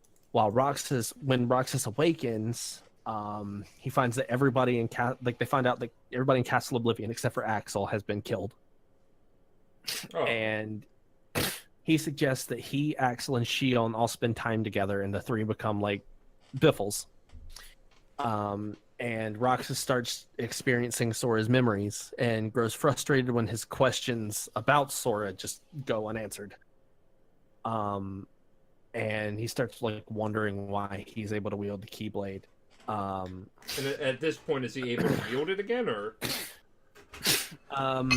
Sorta, kinda. Okay. He's starting to gain his ability to like reuse the Keyblade again. Okay. So, Sora, who's sleeping, is moved from Castle Oblivion to Twilight Town by Diz and Naminé. Diz is a disguised version of Ansem the Wise. And they're overseeing the restoration of his memories. And Shion is confronted by Riku, who brings her... he basically like is like, who are you and why are you able to use the Keyblade? That's a fake Keyblade. That's not real, or whatever. And he tells her to leave the organization and to basically merge with her original self. And Shion is like really confused and doesn't really know whether or not she's going to do that or not, or whether she wants to stay with Roxas and Axel. But eventually, she finds out that she is a replica made by Vexen, who basically has all of Sora's original memories inside of her, and Xemnas wanted to use her as part of the organization plans, like to make Sora basically they locked his memories inside a replica to try and make Sora into a vessel for Xehanort. Okay. But it ends up not working. She starts like the fact that she looks like Kairi is like it's a result of Sora's strong memories of Kairi, and as Naminé attempts to restore Sora's memories, they affect Shion to the point where she begins to physically resemble Sora. Okay. And upon learning this, she starts to become really confused, and she leaves Organization 13 trying to find who she really is. And she ends up in Castle Oblivion looking for Sora. And So, Axel's there, and are like Axel, Roxas, and Shion the nobody versions of Kairi, Riku, and Sora? well, Shion. Okay, so Shion and Roxas are both literally Sora. Axel is Okay. just an impartial third. Oh, okay, so it's just like I wasn't sure if there was like a theme going on with that. Yeah. So again, when I said that everybody is either inside Sora or or part Xehanort, Yet I he wasn't joking. special at all. Okay. Yeah. So literally, Sora is like Roxas is Sora, and Shion is Sora's memories. And anyway, during one of the missions, Zigbar and Axel, which Zigbar is another one of he's somebody you actually meet in Birth by Sleep. His name is Braig, but he is a member of Organization 13, and he and Axel find Shion in Wonderland, and Zigbar is going to fight her, but he sees Ventus, and while Zigbar is distracted, Shion completely disappears, and ends up like killing, or not killing, but like defeating Zigbar like really easily. And Axel asks like what just happened, and Zigbar's like, I have no idea. Anyway, later on, Roxas ends up being like, no, I'm gonna leave Organization 13 to like find myself.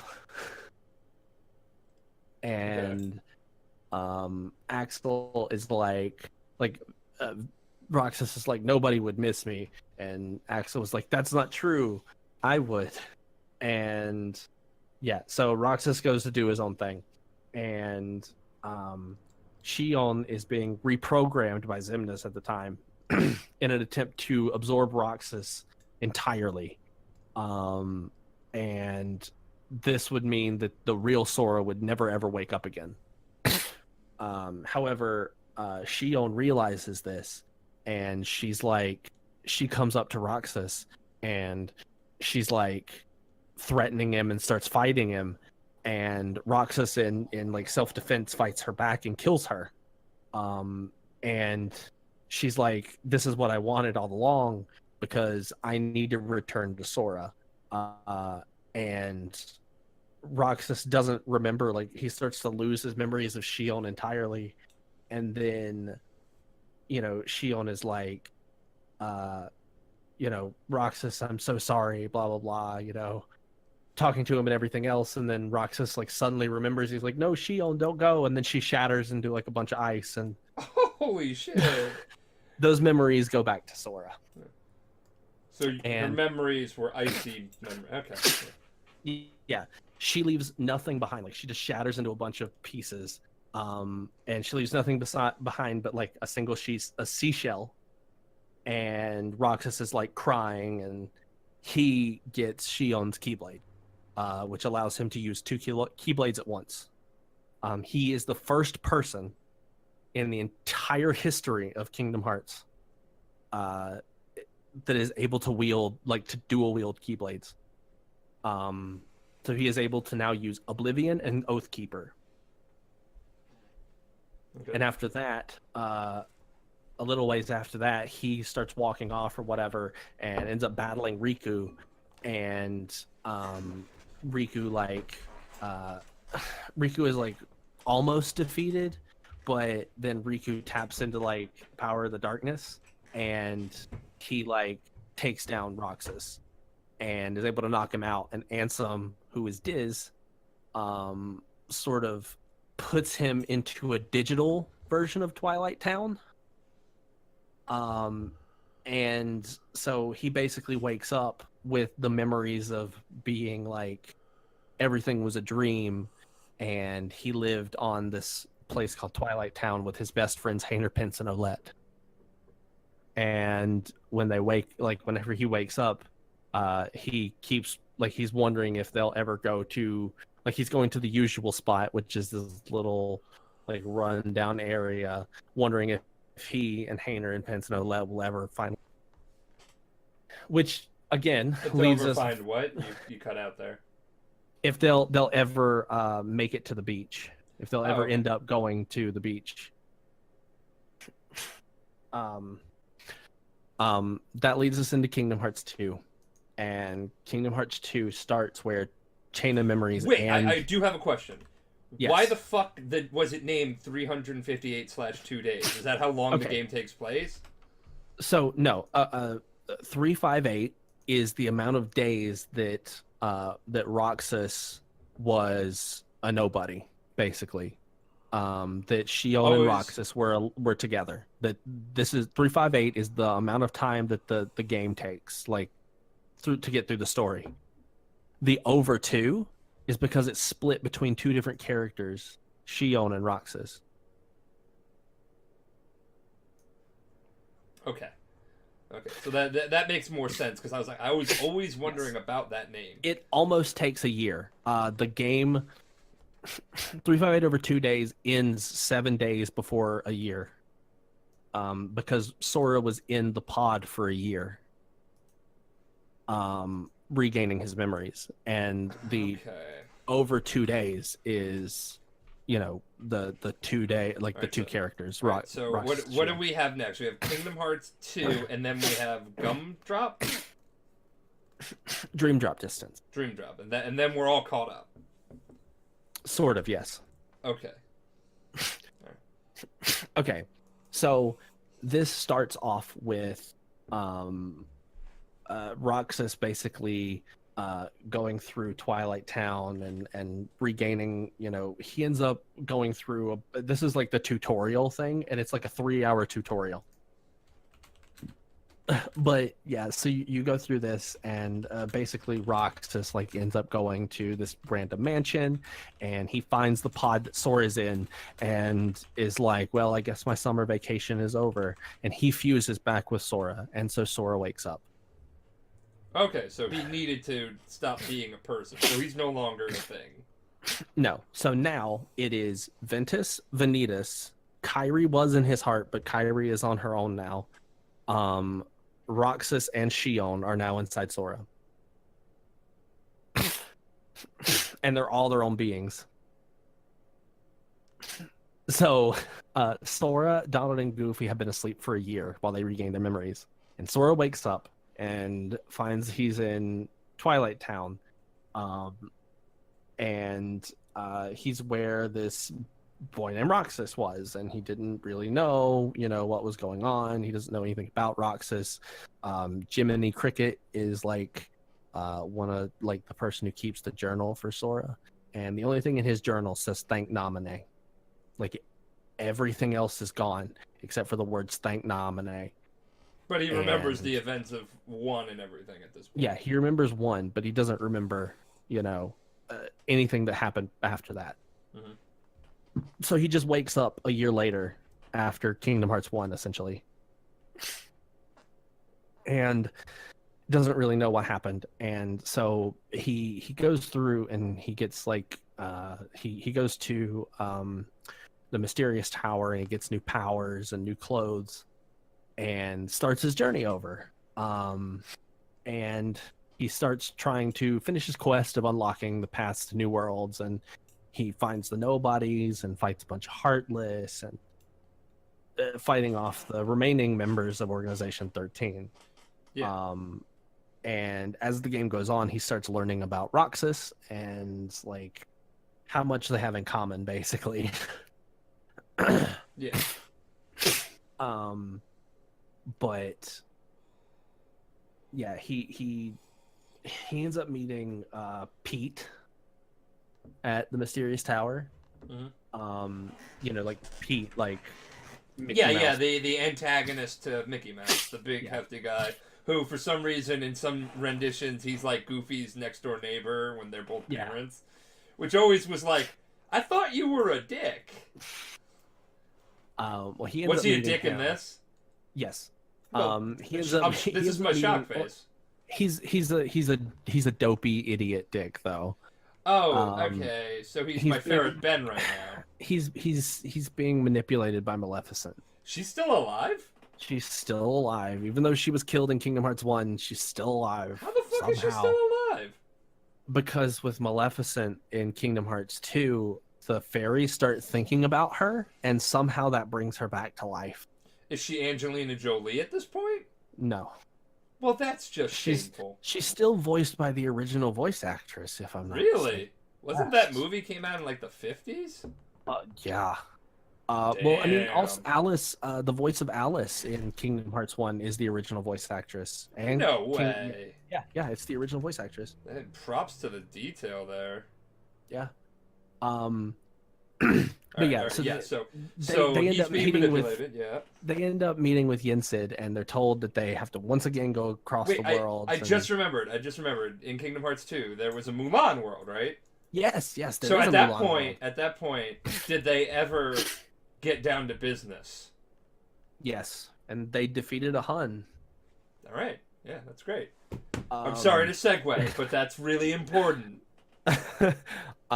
So they're told that they need to go across the world again and protect them from Heartless and Nobodies, and they got to stop Organization 13. And but wasn't Organization 13 just killing Heartless? Yes. So were they okay? So who's manipulating to killing them? Well, nobody's manipulated into killing them. They had the reason that they were trying to kill Heartless is because they felt like if they killed enough Heartless and made the Heart of Men, Kingdom Hearts, a lot stronger, that Kingdom Hearts would grant them hearts. Oh, so they just kind of wanted to be people. Well, yeah, they sort of worshipped it as a god almost, and they were so sad. And then people just kept killing them over it. Yeah, if we kill enough people and kill enough Heartless and whatever, and give hearts to Kingdom Hearts, that it'll give us a heart as a reward. Oh, okay, that got progressively more dark than I thought. I thought they were just being like, oh, we should just get rid of the Heartless, and then maybe that'll make us feel better. However, this was some of their plan. Xemnas, Zigbar, and Syx. Okay, those sound like bad guy names. Are they bad guys? They are bad guys. They're members of Organization 13. All right. But those three are actually half Xehanort. So you don't say. Yeah. Wait. Xehanort... How can three people be half of him? Exactly. What the fuck? Yeah. So essentially, Xehanort, Voldemort style, split his heart into a bunch of different pieces, and gave. Do you think that's why they named him Xehanort? I mean, I don't know. But yeah, he Horcrux style splits his heart into a bunch of different pieces, and he put one in Braig, he put one in Isa, which is Axel's best friend, which is who Syx is, and Braig is Zigbar. So the three kids that Roxas was being chill with were actually fragments of. No. That's Hainer, Pence, and Alette. Oh, okay. And then Shion and Axel. Okay. Yeah, these are organization members. Right, yeah. Well, there's a lot of names that I've been thrown tonight, so my bad. Zigbar was in Braig was in Birth by Sleep. And Isa is one that we don't really know a whole lot about. But he was best friends with Axel for before they were nobodies. Yeah. So back when Axel was actually named Lee, he was best friends with a person named Isa. Oh, okay. And that's when, Xehanort put his heart into Isa. Okay. And it became Syx and all that. Xemnas is the Ansem nobody, because Xemnas is Ansem with an X in it. They really like that, don't they? Yeah. All of their names are just. So now we're gonna have to go in there and look at all their names and be like, for three, and be like, which one are you? Yeah. So, So Zigbar, Syx, and Axel were actually working to create more vessels for Xehanort's heart. But the rest of the organization just really wanted to get a heart so that they could be people, so they could be complete. Yeah. So anyway, they end up going through a bunch of old but like very different places, like Hollow Bastion and a bunch of new worlds that they've never been to before, like the Mulan world and that kind of thing. And where they got down to business. Yeah. So while they're going through, the Heartless are being led by two separate groups, Maleficent and also the organization. Wait, they could be led? Like they could be controlled? They can be controlled. Maleficent and the organization know how to control the Heartless, and the organization knows how to control the Nobodies. And they're trying to like regain power, and eventually they force Sora to battle. Wait. So the Nobodies don't always look like people? They could be like Heartless? Yeah. Look up a Dusk Nobody. I'm about to, because I thought they were all people. Dusk Nobody, yeah. Oh, that's creepy. Mm-hmm. Oh, it's just so pale and white and tiny, with razor sharp teeth. It's like I'm looking at Bat Clam. Oh my shit. But yeah, so there's a whole thing, but Sora ends up being like, as he goes through these worlds, he's forced to fight like a massive army of like 1,000 Heartless that are attacking Hollow Bastion. And he finds out that Ansem, that they fought before, is not actually Ansem, but Xehanort. And that Ansem the Wise is a completely different person. And that Xemnas is the nobody version of that Heartless of Xehanort, Ansem, that stole Ansem the Wise name. And that Xemnas is the leader of Organization 13. And that he was an apprentice of the real Ansem the Wise, who has gone missing. But he's not actually missing. He was Diz the whole time. Anyway, after the battle, Xemnas shows up and leaves like a weird cryptic note that Mickey knows where Riku is. And when he leaves, another member of the organization, Syx, shows up and says that their ultimate goal is that they want to create another Kingdom Hearts, and it'll allow nobodies to get their heart back and everything. And yeah, so Sora goes and he confronts and fights more members of the organization, and ends up going to the world that never was, which is basically the nobody world. And decides that he's going to kill all of the organization for good. And ends up finding Sora and Riku and Kairi along the way. Okay. And he ends up learning that Roxas is his nobody, and that Naminé is a nobody of Kairi, but that's impossible because Kairi is a princess of heart, and her heart is pure light, so she can't become a nobody. So she's a special situation because her heart was residing inside Sora. Sora actually technically split into two separate nobodies. Gotcha. Because I was like, that seems to be a little bit on the bullshit meter. Yeah. There, but so, but yeah, Naminé is technically a like Kairi's nobody, but she was formed from Sora's body. Anyway, at the end, Xemnas is the only one left. You've killed everybody else, and Sora and Riku end up teaming up to kill him. And that like Ansem the Wise ends up like taking this like machine and like putting it down, and is trying to basically digitize the Kingdom Hearts that was Okay, so there. does Ansem the Wise have glowing eyes? No, he doesn't. So we are assured that he is not evil. He is not evil. All right. But so the way that digitizing and virtual worlds work in this game is that they're physical things. So if I digitized something, I could put it into a person rather than just a computer. Okay. If that makes sense. So he digitizes Kingdom Hearts, the heart of all worlds, or tries to, but it starts taking on too much data and it explodes and basically kills Ansem the Wise.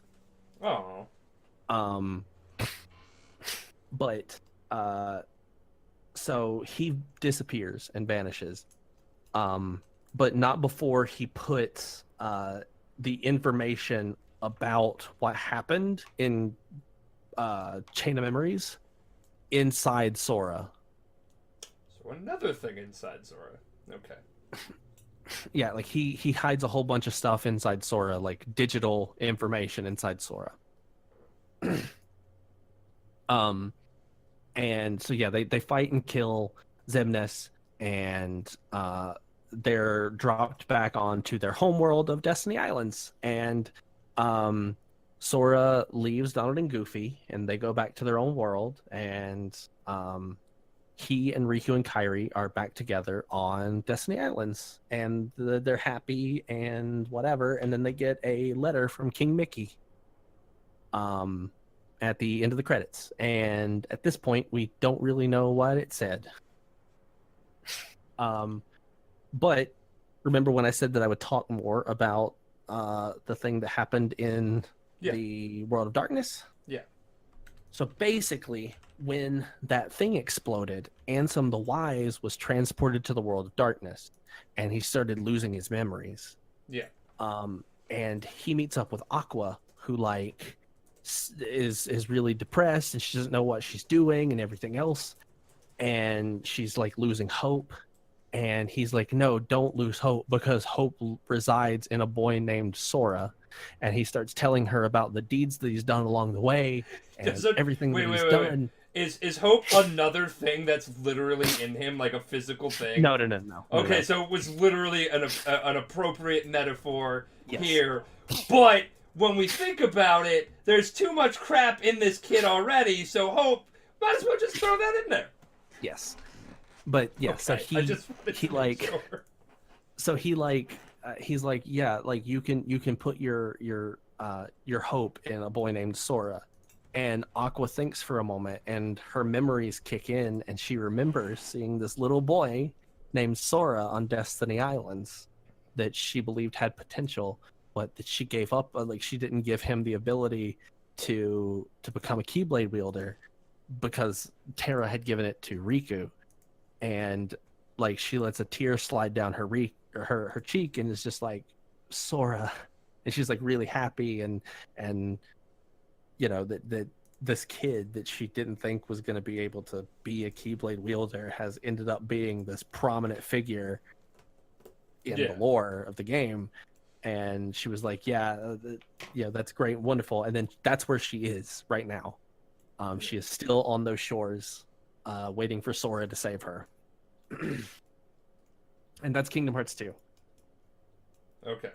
And now we're up to the last one, Dream Drop Distance, so let's... Well, no, not yet. Oh, okay. Recoded is a game that happens before Dream Drop Distance. Wait, Recoded does... I thought that was just a remake. No, it is a remake. It's a remake of Coded, which was a phone game. The point, literally. Okay, so I'm gonna touch on it, but it literally doesn't matter. Nothing about this game matters. Oh, that's nice. So essentially, Maleficent pops into the Disney castle while Sora and Riku and Kairi are on Destiny Islands, and she's like, oh well, I'm gonna use the information that's hidden in Jiminy's journal, and I'm gonna take over the digital worlds. And they're like, what the fuck? Why? And she's like, well, because if I know how to do that, then I can take over the regular worlds. And so she and Pete are like going into the journal to try and find, what all was going on in during, Kingdom Hearts Chain of Memories. And basically so there's a digital version of Sora in there who like goes through and they like solve a bunch of like weird like digital puzzle shits. Mm-hmm. And so basically nothing happens in this game. Like, well, it was a mobile game, so like, well, they do all that. They fight Maleficent and Pete and Maleficent get kicked out of the game or kicked out of the book, and they don't recover any of the information that was hidden inside the book. It just continues to say "Thank Naminé." That's it. Like they don't recover any of the memories that happened during Chain of Memories. That's it. Like there's nothing. great. The game exists for no reason whatsoever. Nothing happens story wise. So, well, the game exists so they could make a phone game, and then people didn't want to play it on the phone, so they made a PS3 or PS2 or whatever version game, and we're like, here for $40. So here we go. In Radiant Garden, this is where the game starts. You know, I've been listening to you for like 3 hours now, and I just have to ask, Radiant Garden, is that Hollow Bastion? That's Hollow Bastion. It was Hollow Bastion pre-Hollow Bastion. Yes. So it was like any sort of land before it became shit. Okay. Yes. Okay, just making sure to reiterate on that. Okay. So at Radiant Garden, Braig wanders into a computer room of the castle, which is called Hollow Bastion, and finds Even and Ienzo lying on the floor. With specks of like this darkness like wandering around them, and the only other person in the room is Terra Xehanort, who Braig is like, what is going on? And he finds out that Terra Xehanort has been trying to summon Master Xehanort's Keyblade, and he stabs Braig through the chest with it and extracts his heart, and Braig loses consciousness, and Terra Xehanort declares that he's now Ansem. This is where Braig, Even, and Ienzo become nobodies, and they become Xigbar. So this Vexen. is also not like a pre-sequel. This is an after two. This is like what would happen. Okay. This is just a thing that happened precursor to give you an idea of what the fuck is happening. Of what Xehanort was up to. Yeah. So he becomes Xigbar, Vexen, or Even becomes Vexen, and Ienzo becomes Zexion. More than 10 years later, Yen Sid puts Sora and Riku through their Mark of Mastery exam. So this is after the events of Kingdom Hearts 2. Okay. They were being called, like that note that they found that they got from Mickey was basically them, like Mickey saying, "Hey, yeah, come to the mysterious tower to become masters." And they're told that as a part of this trial, they'll be sent to several worlds that have been restored from the Heartless attack, like after they killed Ansem, the Seeker of Darkness, but they're in like a state of sleep, and that disconnects them from the other worlds. And you can only get into it by going to sleep yourself, essentially. And these worlds are plagued by these things called Dream Eaters, which are the things you fight. They're basically, they can be good or bad. So they're born of darkness that seek out sleeping worlds of keyholes. And they're sent to reawaken the sleeping worlds by unlocking 7 keyholes that they find there and return them to the realm of the light. And if they are able to do that, then they'll be deemed Keyblade Masters. And again, Dream Eaters can be good or bad. So you can have good ones to help you, or you can have bad ones that you fight. Yeah. And the two of them travel through the sleeping worlds independently from each other after being separated at the beginning of the exam. And they like get some like good Dream Eaters to help them out. Okay. Back in Radiant Garden, while like a long time ago, Lee wakes up and realized that So I mean, well, this is current day. So this is after the events of Kingdom Hearts 2. Okay. After Yeah, Axel has been killed. So in right? this game, there was a part where we saw a little bit of what happened before, and then now we're seeing catching up to two. after 2. So it is a sequel. It's a pre-sequel. So Okay. so Lee wakes up and he realizes that he's been restored to his original form after Axel's been killed. So he finds that the other members that are there, Dylan, Evan, Alis, and Ienzo, that they've all been revived. And he searches the world, but he can't find any of them. And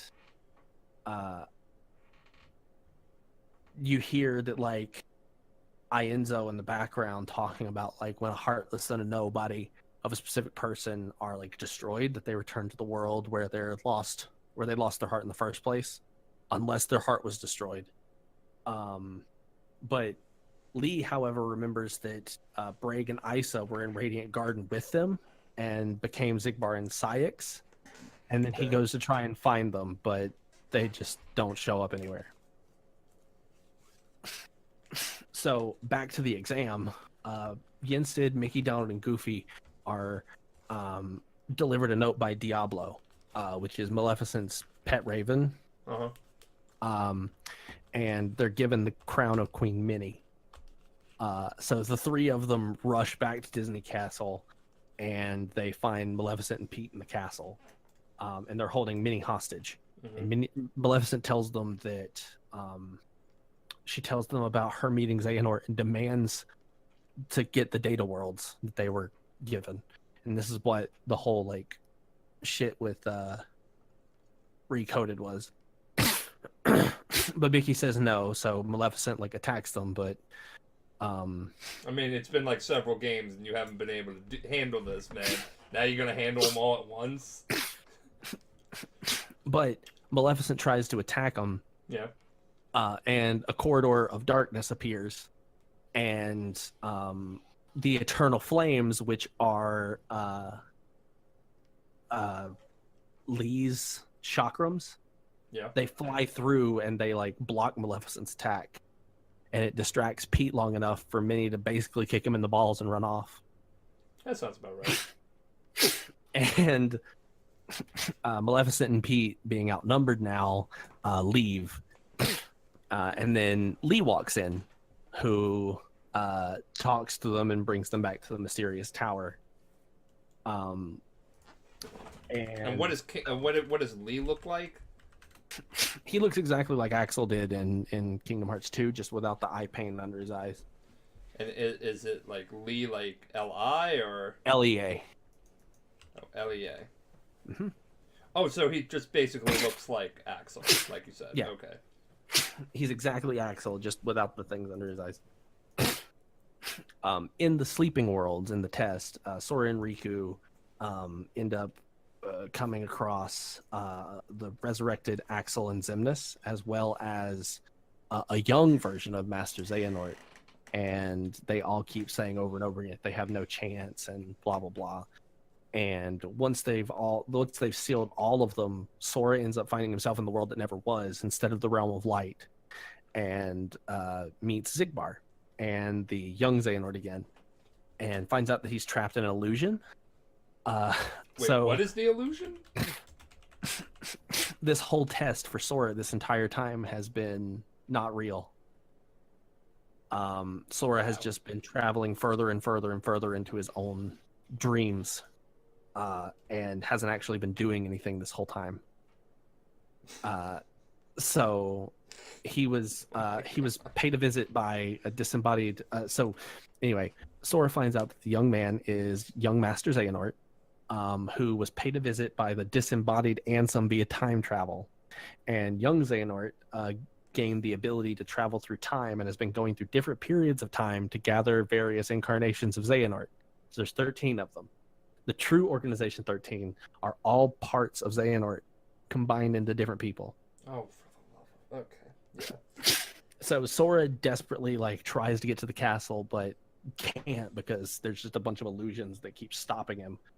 and illusions of Naminé, Roxas, Shion, Terra, Aqua, Ventus. They all and they end up corrupting his heart and making it more vulnerable. Hold on. Eventually-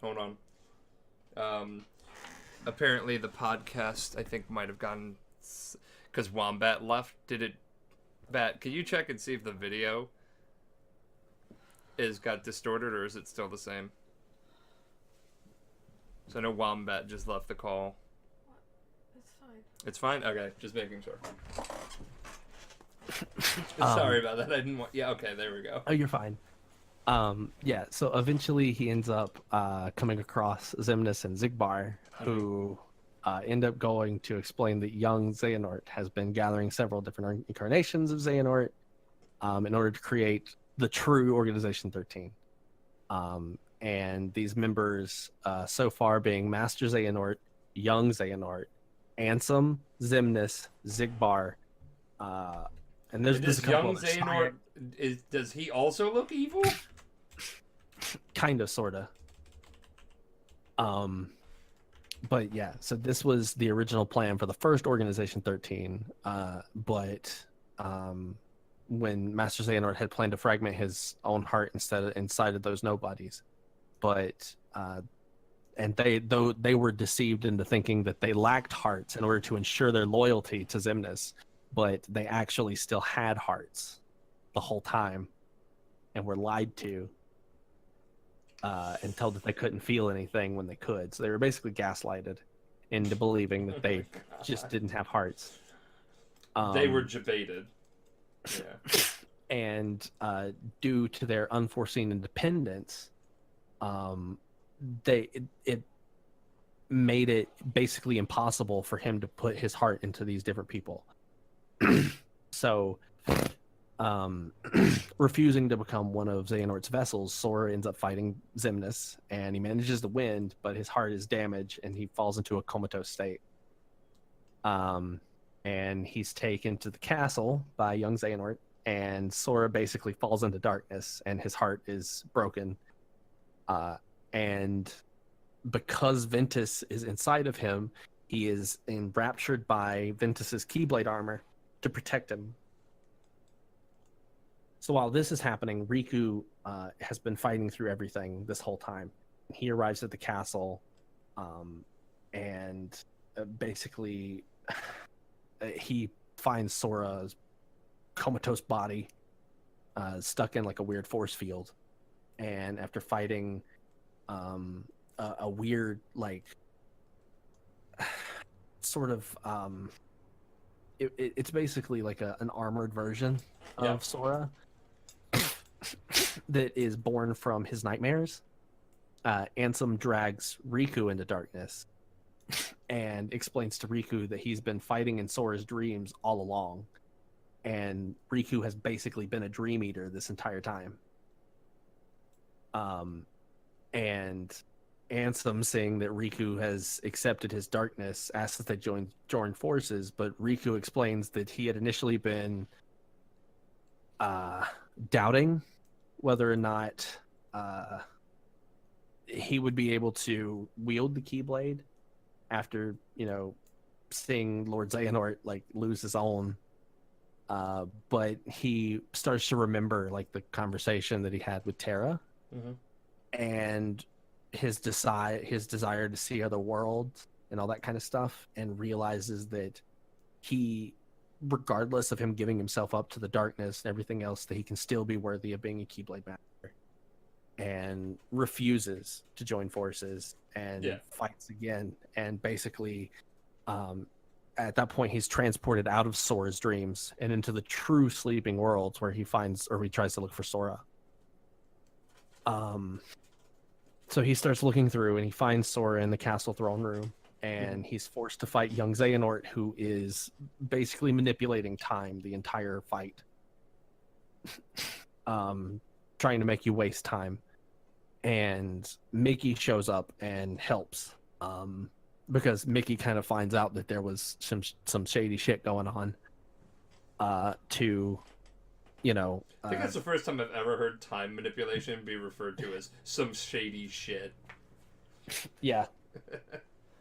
But Mickey finds out that there's some shady shit going on, and comes in and is like, "No, fuck this." And Xehanort explains that, you know, his past attempts with Mickey or past endeavors with Mickey and Riku, and his failed attempts at creating the Keyblade, and all of that, he wants to create the 13 darknesses that will clash against the 7 lights. So in order to form the Keyblade, because there are 7 shards of light and 13 shards of darknesses, there have to be 13 dark people and 7 lights that combine together in a massive fight that'll form the Keyblade. Yeah. Currently, those 7 lights are Sora, Riku, Mickey, Aqua, who is locked in the realm of darkness, Ventus, and then that's it. That's all we have. But Xehanort has almost got his 13 darknesses, and he's trying to take Sora's heart so that he can to make Sora a vessel. And it'll start the Keyblade War over again.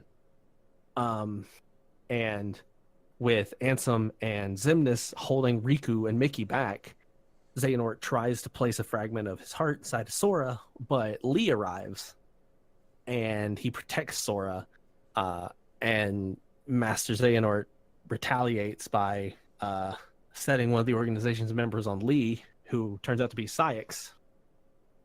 And Ansem summons his guardian, but Donald and Goofy pop up and basically derail the plans for a time. And with time running out, Xehanort is like, fuck, we got to go back to our regular timelines, shit. And the organization departs, but Master Xehanort says that he will get his revenge. So Sora is brought back to Yensid's tower, and Riku enters Sora's body to restore his heart. So in his dreams, he goes into Sora's dream to restore his heart. Yeah. And gathering broken pieces and fighting the Sora inside Ventus's Keyblade armor that is possessed by a nightmare. And Riku manages to defeat Sora and free him, but ends up stumbling into a digital representation of Destiny Islands.